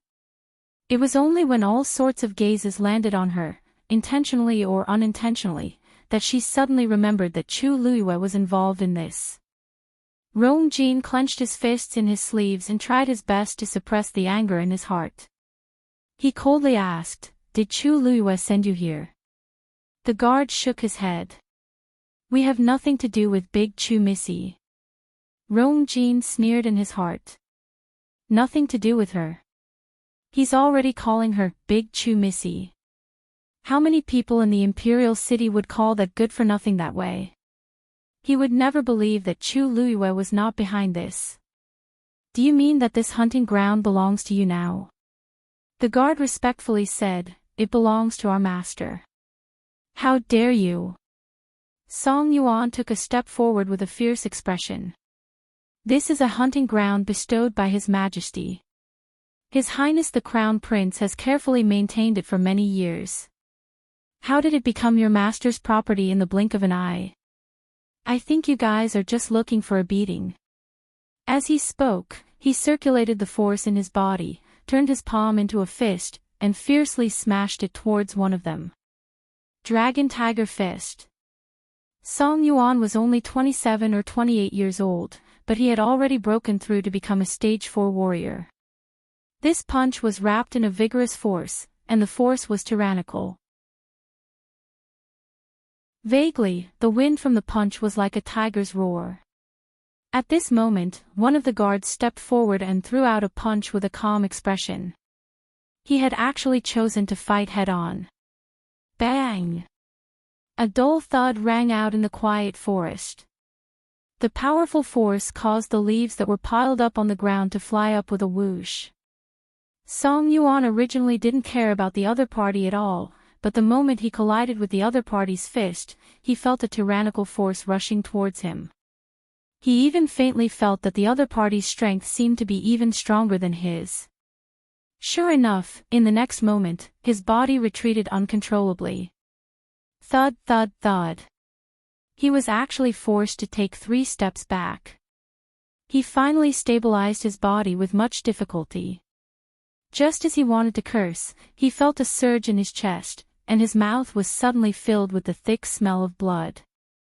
Song Yuan forcefully suppressed his anger and swallowed the blood with much difficulty.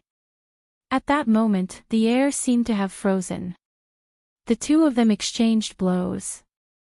Song Yuan was forced to retreat, but the guard was as steady as a rock.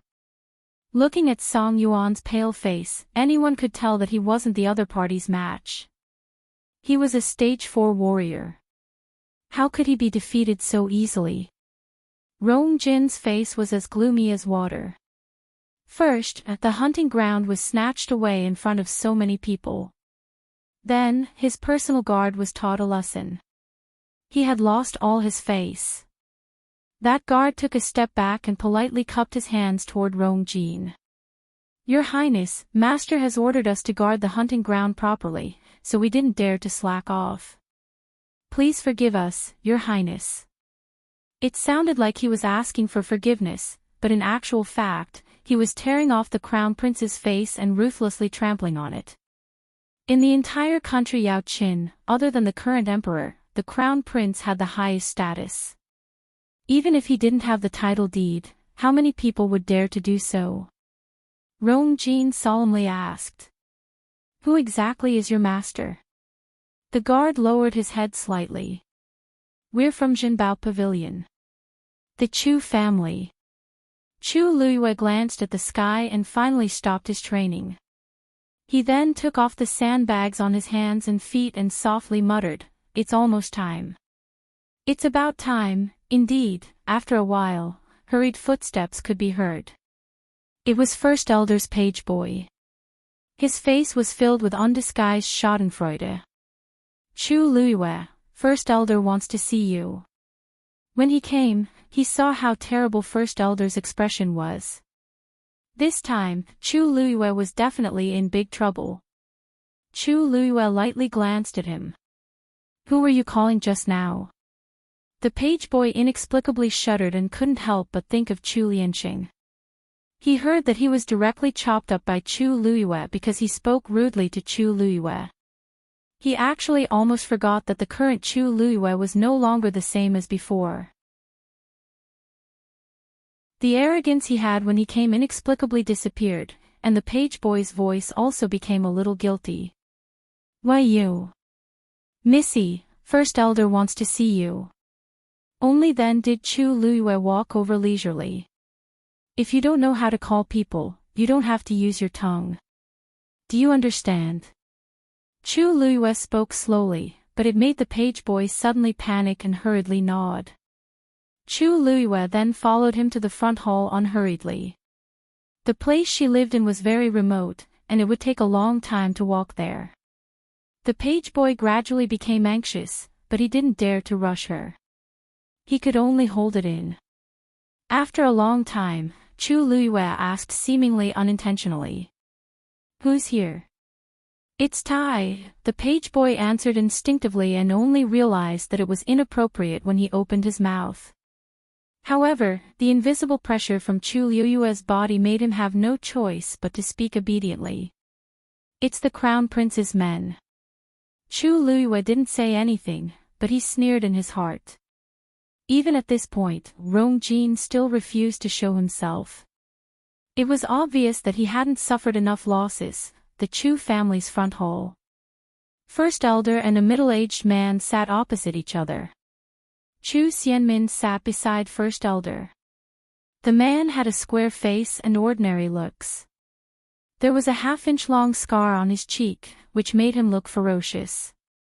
He sat there boldly and didn't say anything, but it made First Elder, who was sitting opposite him, feel uneasy. This was the Crown Prince's confidant. His arrival was already worrying, and what he said just now, this Chu Luiyue was too bold. "Missy is here." The few people in the front hall looked up together and saw Chu Luiyue walk in. First Elder finally couldn't hold it in. He slammed the table and angrily reprimanded.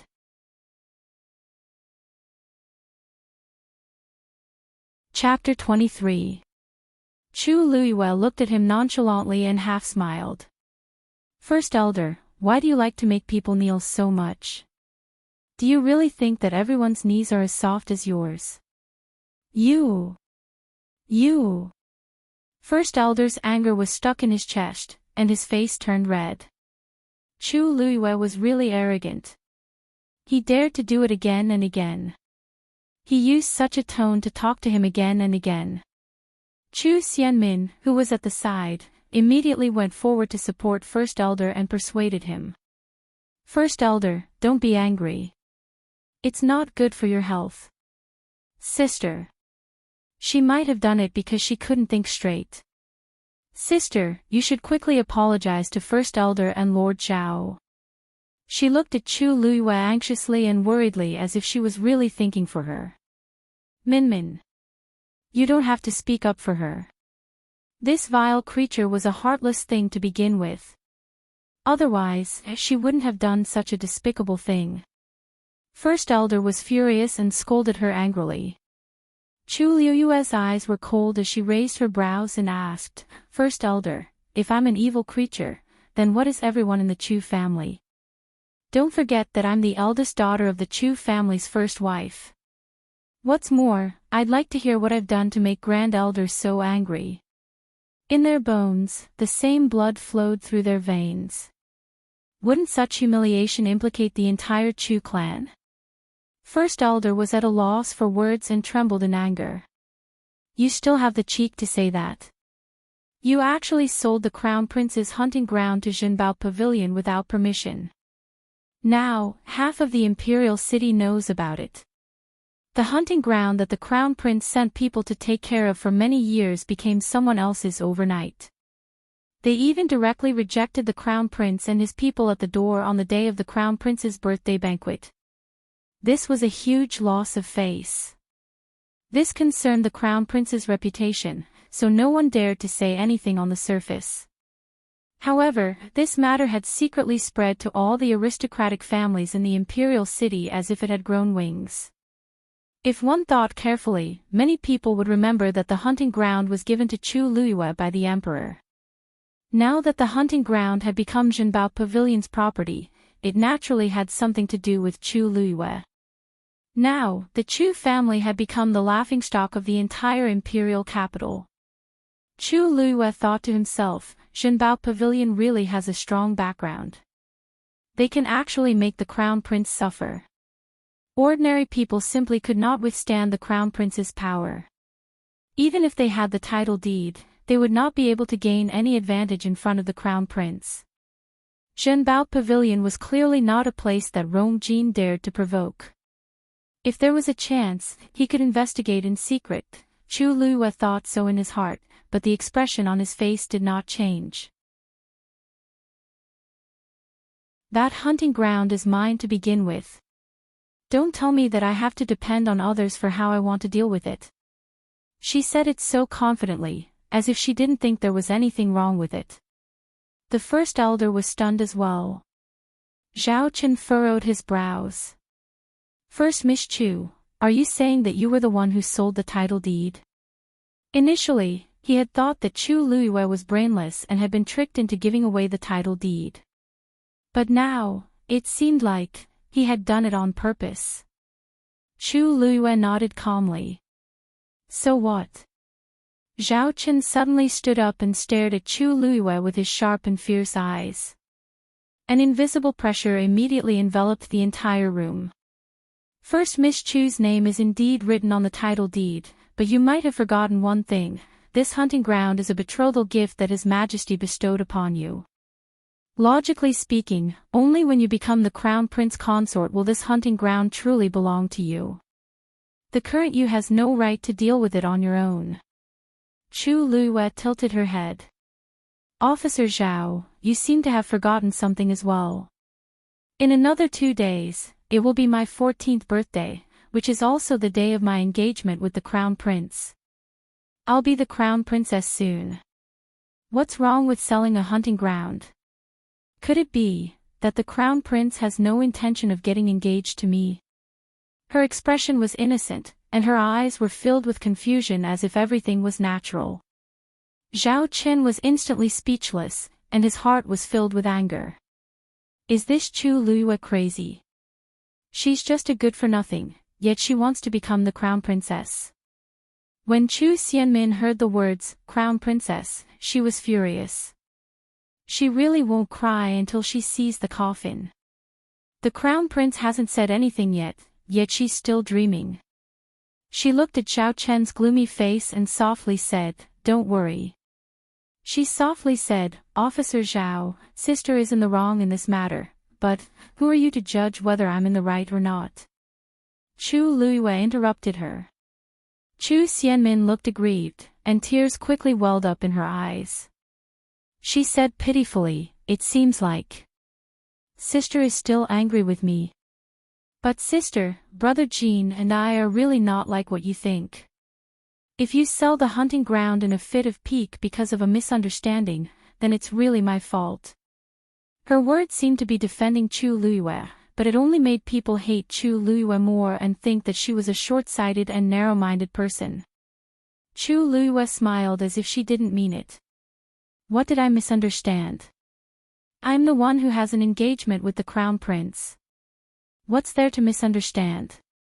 Don't tell me you can steal my engagement. Chu Xianmin's face turned pale. Looking at it now, she really didn't have any right. Chu Luiyue was so arrogant because of the engagement. She lowered her head in grievance and didn't say anything else. Zhao Chen sneered. I didn't expect First Miss Chu to be so powerful.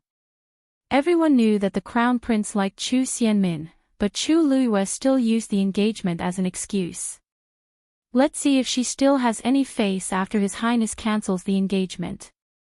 Since First Miss Chu doesn't want the title deed back, then please explain it to His Majesty and the crown prince yourself. As he spoke, he looked at First Elder and cupped his hands.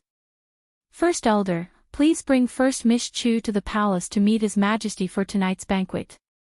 That's good too, you can discuss the engagement with the crown prince.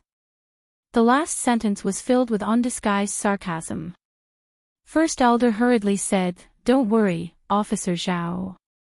Zhao Chen turned and left after he finished speaking. When he walked past Chu Luiyue, he purposely paused for a moment.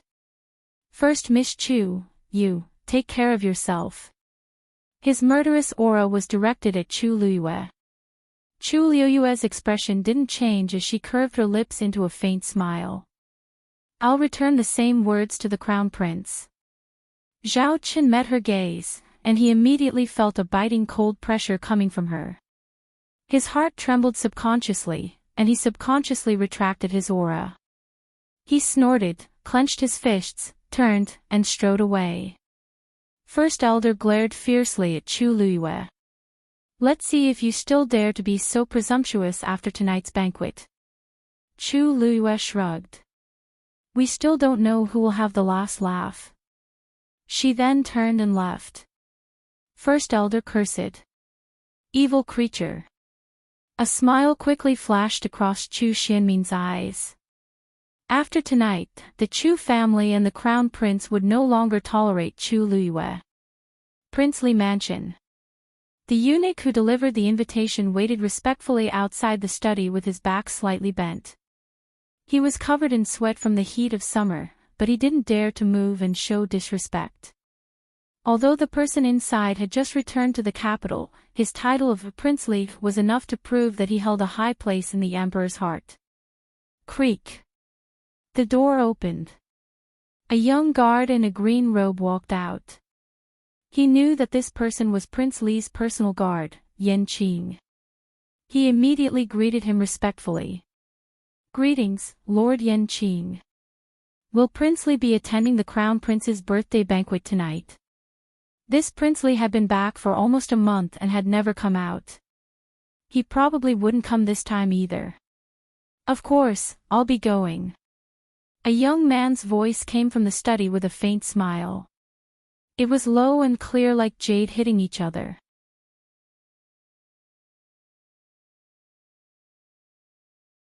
Chapter 24. Ming Chui Palace. The lights were dazzling, and the lights and shadows intertwined. All the important people in the imperial city were gathered here. This was Crown Prince Rong Jin's birthday banquet. Rong Jin was the eldest son of the first wife and was made the Crown Prince the moment he was born. He was deeply loved by the emperor. In addition, he was talented and capable, so the emperor thought highly of him. With such a respectable status, many people naturally tried to curry favor with him. As long as one could gain the Crown Prince's favor, power and status would be at their fingertips. Everyone entered one after another, and the entire hall became increasingly lively. As the emperor, the empress, and the Crown Prince had yet to arrive, the crowd was not so reserved. However, amidst the laughter and chatter, there was also a strange atmosphere. Many people looked at the entrance as if they were waiting for someone to arrive. Hey, have you heard? The Crown Prince was humiliated today. What? There's such a thing. Why don't I know about it? Brother Yan, this matter has already spread, and you still don't know. Today, the Crown Prince said he was going to the hunting ground. The crowd whispered to each other, and their faces were filled with excitement and gossip. They were obviously discussing this matter. After all, Rong Jin had invited many people over, and all of them had extraordinary statuses. It was impossible to seal the news even if they wanted to. One spread to two, two to three, and now everyone knew. Isn't that person from the Chu family a good-for-nothing? Why is she so bold to sell the hunting ground? Everyone knows that the Crown Prince values the hunting ground and has spent a lot of effort on it all these years. She actually sold it just like that. Hey, what can a good-for-nothing know? She probably wants to attract the Crown Prince's attention. Ha! She's too stupid. If she took the initiative to return it to the Crown Prince might take pity on her. But now, she has completely offended the Crown Prince. The Crown Prince has long hated this marriage agreement. I think there will be a good show today. Just as the crowd was discussing excitedly, an announcement was heard outside the hall. Chu family's first elder, Chu Shao, has arrived.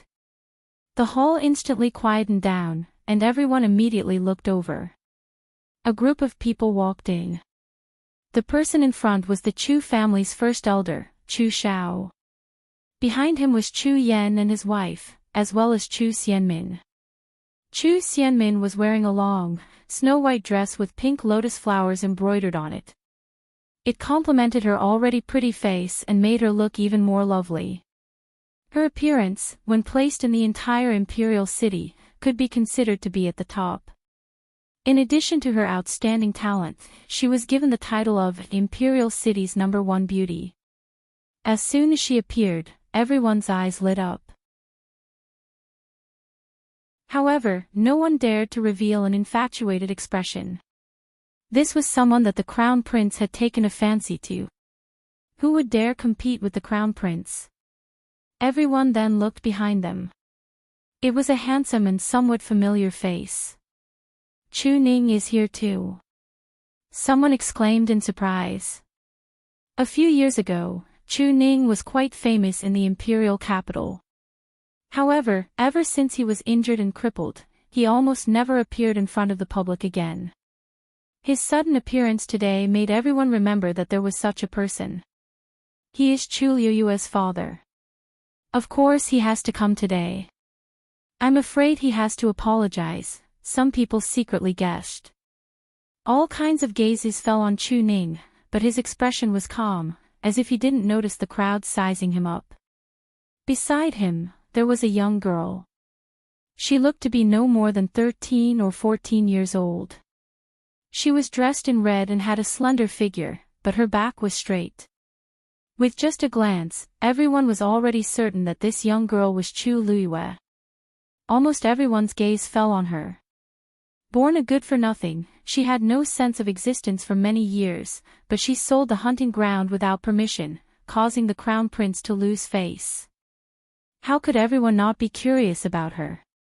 The hall became quieter and quieter, and the air seemed to have frozen. The lanterns were bright and reflected the light. She took a step forward, and the bright light fell on her face. Everyone's eyes flashed with a trace of amazement. A small, pale face was reflected in everyone's eyes. Her eyebrows were like distant mountains, her nose was delicate, and her lips were red without any makeup. It was an extremely beautiful face. The most eye-catching thing was that pair of obsidian black eyes, which were bright and clear. They were clear, clean, and unperturbed. Just one look seemed to make people unconsciously sink into them. Her eyebrows were still a little immature. It was not hard to imagine how beautiful she would become in a few years' time. The atmosphere in the hall suddenly became a little strange. Nobody expected that the good-for-nothing Chu family would have such a face that people could not look away from. Chu Xianmin noticed this and was furious. Her hands in her sleeves clenched into fists, and her meticulously manicured nails dug into her palms painfully. In the past month, Chu Liyue seemed to have seen something. Not only did her temperament change, but she also looked completely different. Her face, which originally had a bad complexion and yellowish skin, had inexplicably become white and supple. The timidity in her eyes was gone, and it was replaced by an indescribable calmness. Her facial features did not change much, but she looked much prettier than before. Before she came, she was a little worried that Chu Liyue would steal the limelight, and it turned out to be the case. Lu Yao saw that his daughter's expression was a little off and immediately pulled her without batting an eyelid. So what if Chu Liyue became prettier? A good-for-nothing has no right to be the crown princess. Chu Xianmin took a deep breath and suppressed the jealousy in her heart. I must get rid of her today. The crowd only regained their senses when the Chu family took their seats and began to exchange pleasantries. The hall regained its liveliness from before. Everyone seemed to be having a good time. Their focus was naturally Chu Liyue. I didn't expect that good-for-nothing from the Chu family to be so beautiful. Why haven't I heard of her before? Oh, don't tell me, you have feelings for her, haha. The crown prince won't really marry her. So what if we think about it? After all, beauties are hard to come by. Some of the young aristocrats roared with laughter. Chu Ning's face was cold. He was about to stand up, but Chu Luiyue gently pressed his hand down. He turned around and saw her shaking her head. Today's highlight was Rong Jin. As for these people, she really did not need to worry about them. Chu Ning saw that she looked calm and did not insist. He knew that his daughter was different from the past, and she must have her own ideas. Chu Ning did not realize that he had unknowingly begun to treat Chu Luiyue as his backbone. The crown prince has arrived. With this announcement, the hall fell silent again. Chu Luiyue looked over and saw a reddish-purple figure appear in front of her. It was a face that could be considered handsome, but his eyes were a little sinister, which made people feel disgusted just by looking at him. She squinted her eyes. The crown prince, Rong Jin. The other party seemed to have noticed her gaze and quickly looked over. The two of them looked at each other. Shock flashed across Rong Jin's eyes. He had never seen such a beautiful girl before. Even Chu Xianmin looked much duller in comparison. But the next moment, he noticed that the girl was sitting in the Chu family's seat. He immediately understood.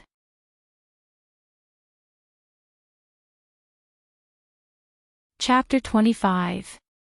The romantic thoughts in Rong Jin's heart instantly vanished. She was the one who ruined his reputation for years because of her useless body. She even sold the hunting ground on her own accord, causing him to lose face in front of the imperial city's aristocratic families. If he didn't get back at her tenfold, his position as the crown prince would be wasted. Rong Jin forcefully suppressed the anger in his heart and walked forward. The crowd was shocked to find that he was actually walking toward Chu Luiyue. He walked to the front and looked down at Chu Luiyue with a calm expression. However, everyone could feel the turbulent waves hidden under the seemingly calm surface. Countless pairs of eyes stared at the two of them. First Elder and the others immediately stood up and bowed. "Greetings, Your Highness." Rong Jin ignored them and looked at Chu Luiyue as he enunciated each word clearly. "You're Chu Luiyue." Chu Luiyue met his gaze and said frankly, "Yes." "Yes." Rong Jin slowly clenched his fists in his sleeves. He originally thought that Chu Luiyue would panic, but the girl in front of him looked calm and didn't show any signs of uneasiness. Where did she get her confidence from? "You're young, but you're quite bold. I thought you wouldn't dare to come today." Chu Luiyue blinked. "Why wouldn't I dare to come? Didn't you send someone to the Chu family to tell me that I had to come?" Rong Jin choked and then sneered. "You're indeed sharp-tongued." Chu Luiyue smiled and responded. "Thank you for your compliment, Your Highness." Rong Jin looked at her deeply and turned to walk back to his seat. First Elder turned back and looked at her with disgust. "You don't know, First Elder, if you want to embarrass yourself in this kind of situation, you can scold me," said Chu Luiyue nonchalantly before she sat down peacefully. The First Elder suddenly realized that this was not the Chu clan, but the Ming Chui Palace. Everyone was waiting to see them make a fool of themselves. If they were to make a scene at this time, it would be too ugly. After feeling sullen for a while, the First Elder finally swung his sleeve and swallowed his words. The Crown Prince was obviously filled with hatred for Chu Luiyue. He would definitely make things difficult for him later. At that time, all he had to do was kick Chu Luiyue out in time. The hall quickly regained its liveliness, but there were still many people who were secretly sizing up Chu Luiyue.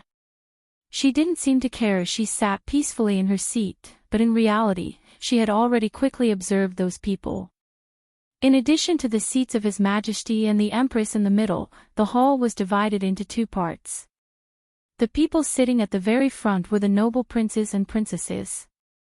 Previously, she had inquired that the current emperor had 9 princes and 3 princesses.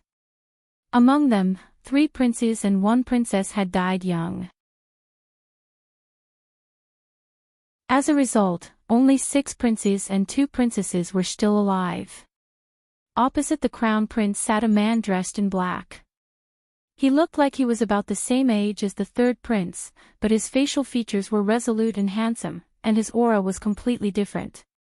He had a murderous aura around him. It was a feeling that could only be honed on the battlefield.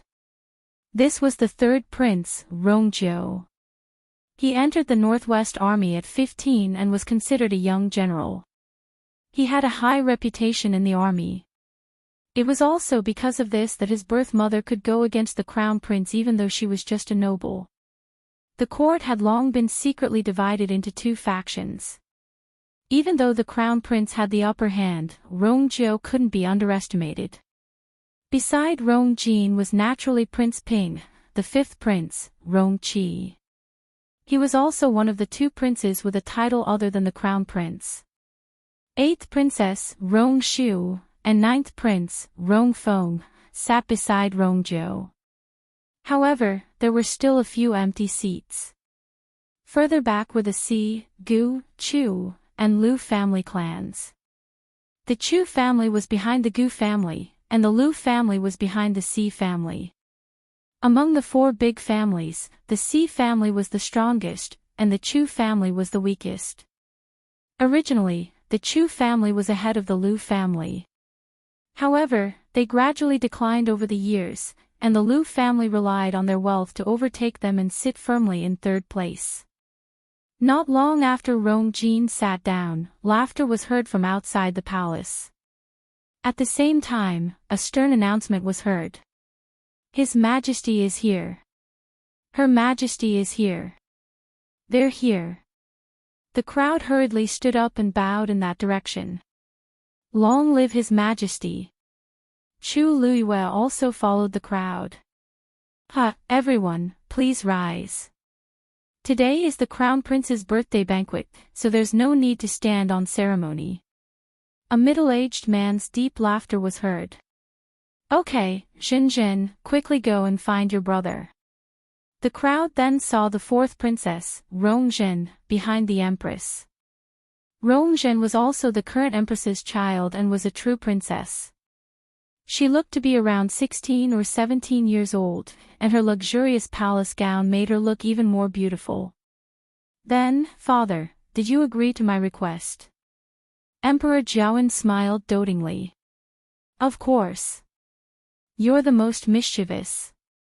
Look at the others, which one of them is as noisy as you? If I don't agree to your request, I'm afraid you'll turn the world upside down today. Rongzhen wrinkled her nose, but she still had a doting smile on her face as she happily walked to Rongjin's side and sat down. Even a fool could tell how much Emperor Jiawen doted on her. After the empress sat down, the crowd also sat down. Chu Luiyue quickly looked up. Emperor Jiawen, Rongshao. The last time she saw him was during the imperial court meeting. The imperial court meeting was held once every 3 years, and all the affiliated countries of the Tianling dynasty would come to have an audience with the emperor. With Rongzhao's status, he could only stand at the very back and didn't even have the right to talk to her. However, she had a photographic memory, and she was already preparing to take over her father's position back then. Hence, she very carefully remembered everyone's appearance and their relationship with each other. Compared to back then, Rongshao seemed to have aged a little, and his expression and aura were very different. Yes, back then, he was lowly and could only stand among the crowd and look up at her from afar. But now, their positions had been completely flipped. However, she only took one look and quickly retracted her gaze. Emperor Jiawen felt a strange gaze landing on him, but he didn't find anything strange when he wanted to look. Rongjin just sat down and saw Rongjin's gloomy face. She suddenly thought of something and looked toward the Chu family. As Chu Liuyue's seat was in the 2nd row, she only saw a slender figure. Is that her? She leaned closer to Rongjin and asked softly. Rongjin grunted in response. Pfft, what kind of thing is she? Brother, don't worry. I'll help you vent your anger. Rong Jin's brows twitched, but he didn't say anything to stop her. This was a silent agreement. Rong Jin was arrogant and didn't usually do things logically. However, father and mother doted on her a lot, so they wouldn't do anything even if she caused trouble. As the crown prince, it was really embarrassing for him to get into a fight with a girl over a hunting ground. It was best if Rongjin stepped in. As they spoke, Rongjin had already spoken. I think this must be the famous Big Missy of the Chu family, right? Everyone quietened down and immediately realized that Rongjin was going to find trouble with Chu Luiyue. Chu Luiyue looked up. Rongjin smiled evilly and said, I've been in the Chu family for a long time. All these years, this princess hasn't seen you much. I feel like we've known each other for a long time, so I plan to give Big Missy Chu a gift. As she spoke, she clapped her hands.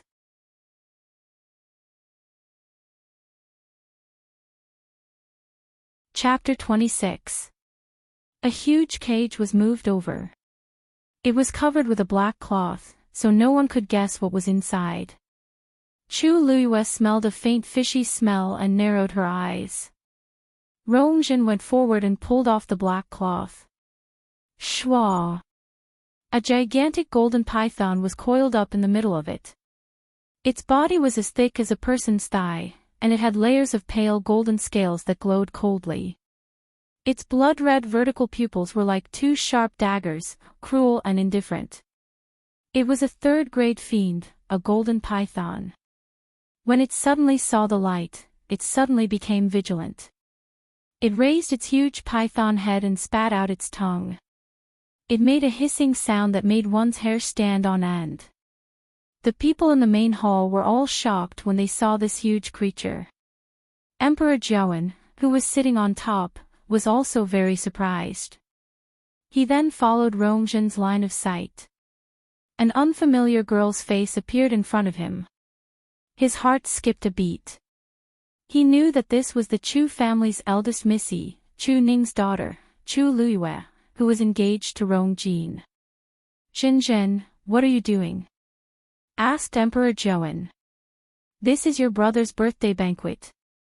It's not a place for you to fool around. He remembered that Chu Luiyue was born with a damaged yuan meridian, so she would never be able to cultivate. How could she deal with a third-grade golden python? He didn't care about Chu Luiyue, but she was engaged to Rongjin. It would be difficult to resolve the situation if things turned ugly. Besides, there were so many people watching. If he indulged Rongjin, the crowd might think that the royal family was heartless and neglected Chu Luiyue because she was a good-for-nothing. However, Rongjin smiled. Father, this is the first time I met eldest Missy Chu. I like her, so I wanted to give her this golden python that I obtained with much difficulty. This was personally hunted by his daughter. I wanted to keep it as a pet, but since it's fated to be with eldest Missy Chu, I'm willing to part with it. She then looked at Chu Luiyue. I guess eldest Missy Chu hasn't contracted a fiend yet, right? A few snickers came from the crowd. What kind of magical beast could a good-for-nothing contract? Many people looked at Chu Luiyue with mocking eyes, as if they were waiting for a good show. Rongjin pulled a long face, seemingly unhappy. What's wrong? Could it be that first Miss Chu doesn't like the golden python that this princess gave her? She was the most favored princess of the imperial court. Who dared to say that they didn't like her gifts? Chu Luiyue stood up. Lu Yu is very grateful for fourth princess's kindness. How could he not appreciate it? Rongjin then smiled again and gestured at Chu Luiyue as if summoning a lowly servant. Since you are so grateful to this princess, why don't you come and accept this gift? Chu Luiyue paused for a moment, then walked forward. She first bowed to Emperor Jiawen before looking at Rongjin and bowing again. Every movement was very standard, even better than the etiquette of the instructors and nannies in the palace. This series of movements was done so smoothly that it was pleasing to the eye. Most importantly, she seemed to exude a sense of nobility from her bones. This aura was even more outstanding than that of the real princess, Rongzhen, who was standing beside her. Even though she was wearing old clothes with frayed edges and had no makeup on her pale face, she was more eye-catching than Rongzhen, who was dressed in a gorgeous palace gown. She was like a bright pearl that would attract everyone's attention no matter where she was. Some people couldn't help but start whispering. Didn't they say that Chu Luiyue was born a good-for-nothing and was thrown into the pile of servants from a young age? Why is she so well-mannered? This is a little strange. The Chu family doesn't even care about her. Why would they teach her all this? Did they teach her before she entered the palace? The person who said this gradually lowered his voice. They were all from aristocratic families, so they knew that these rules couldn't be learned in a day. That noble and elegant aura couldn't be cultivated overnight. How is this possible? Even Chu Xianmin doesn't have such a calm and noble aura, right? Not to mention Chu Xianmin, even the fourth princess. Was she defeated? No one dared to say this out loud, but they knew that everyone was thinking the same thing when they looked at each other. Rongzhen naturally noticed this as well, and she couldn't help but be enraged. What is this Chu Luiyue pretending to be? She didn't believe that a good-for-nothing would be able to stir up any waves. Big Chu Missy, although this golden python is for you, there's a condition. Rongzhen's red lips curled up as she pointed at the golden python. This golden python was just caught, and it's wild and untamed. If you want to be its master, you have to defeat it. So, why don't you fight it? The air froze. No one expected Rongzhen to make such a request. Chu Luiyue was a good-for-nothing. Fighting a third-grade golden python was a dead end. Without waiting for Chu Luiyue to speak, Emperor Zhaowen frowned. Zhen, don't mess around.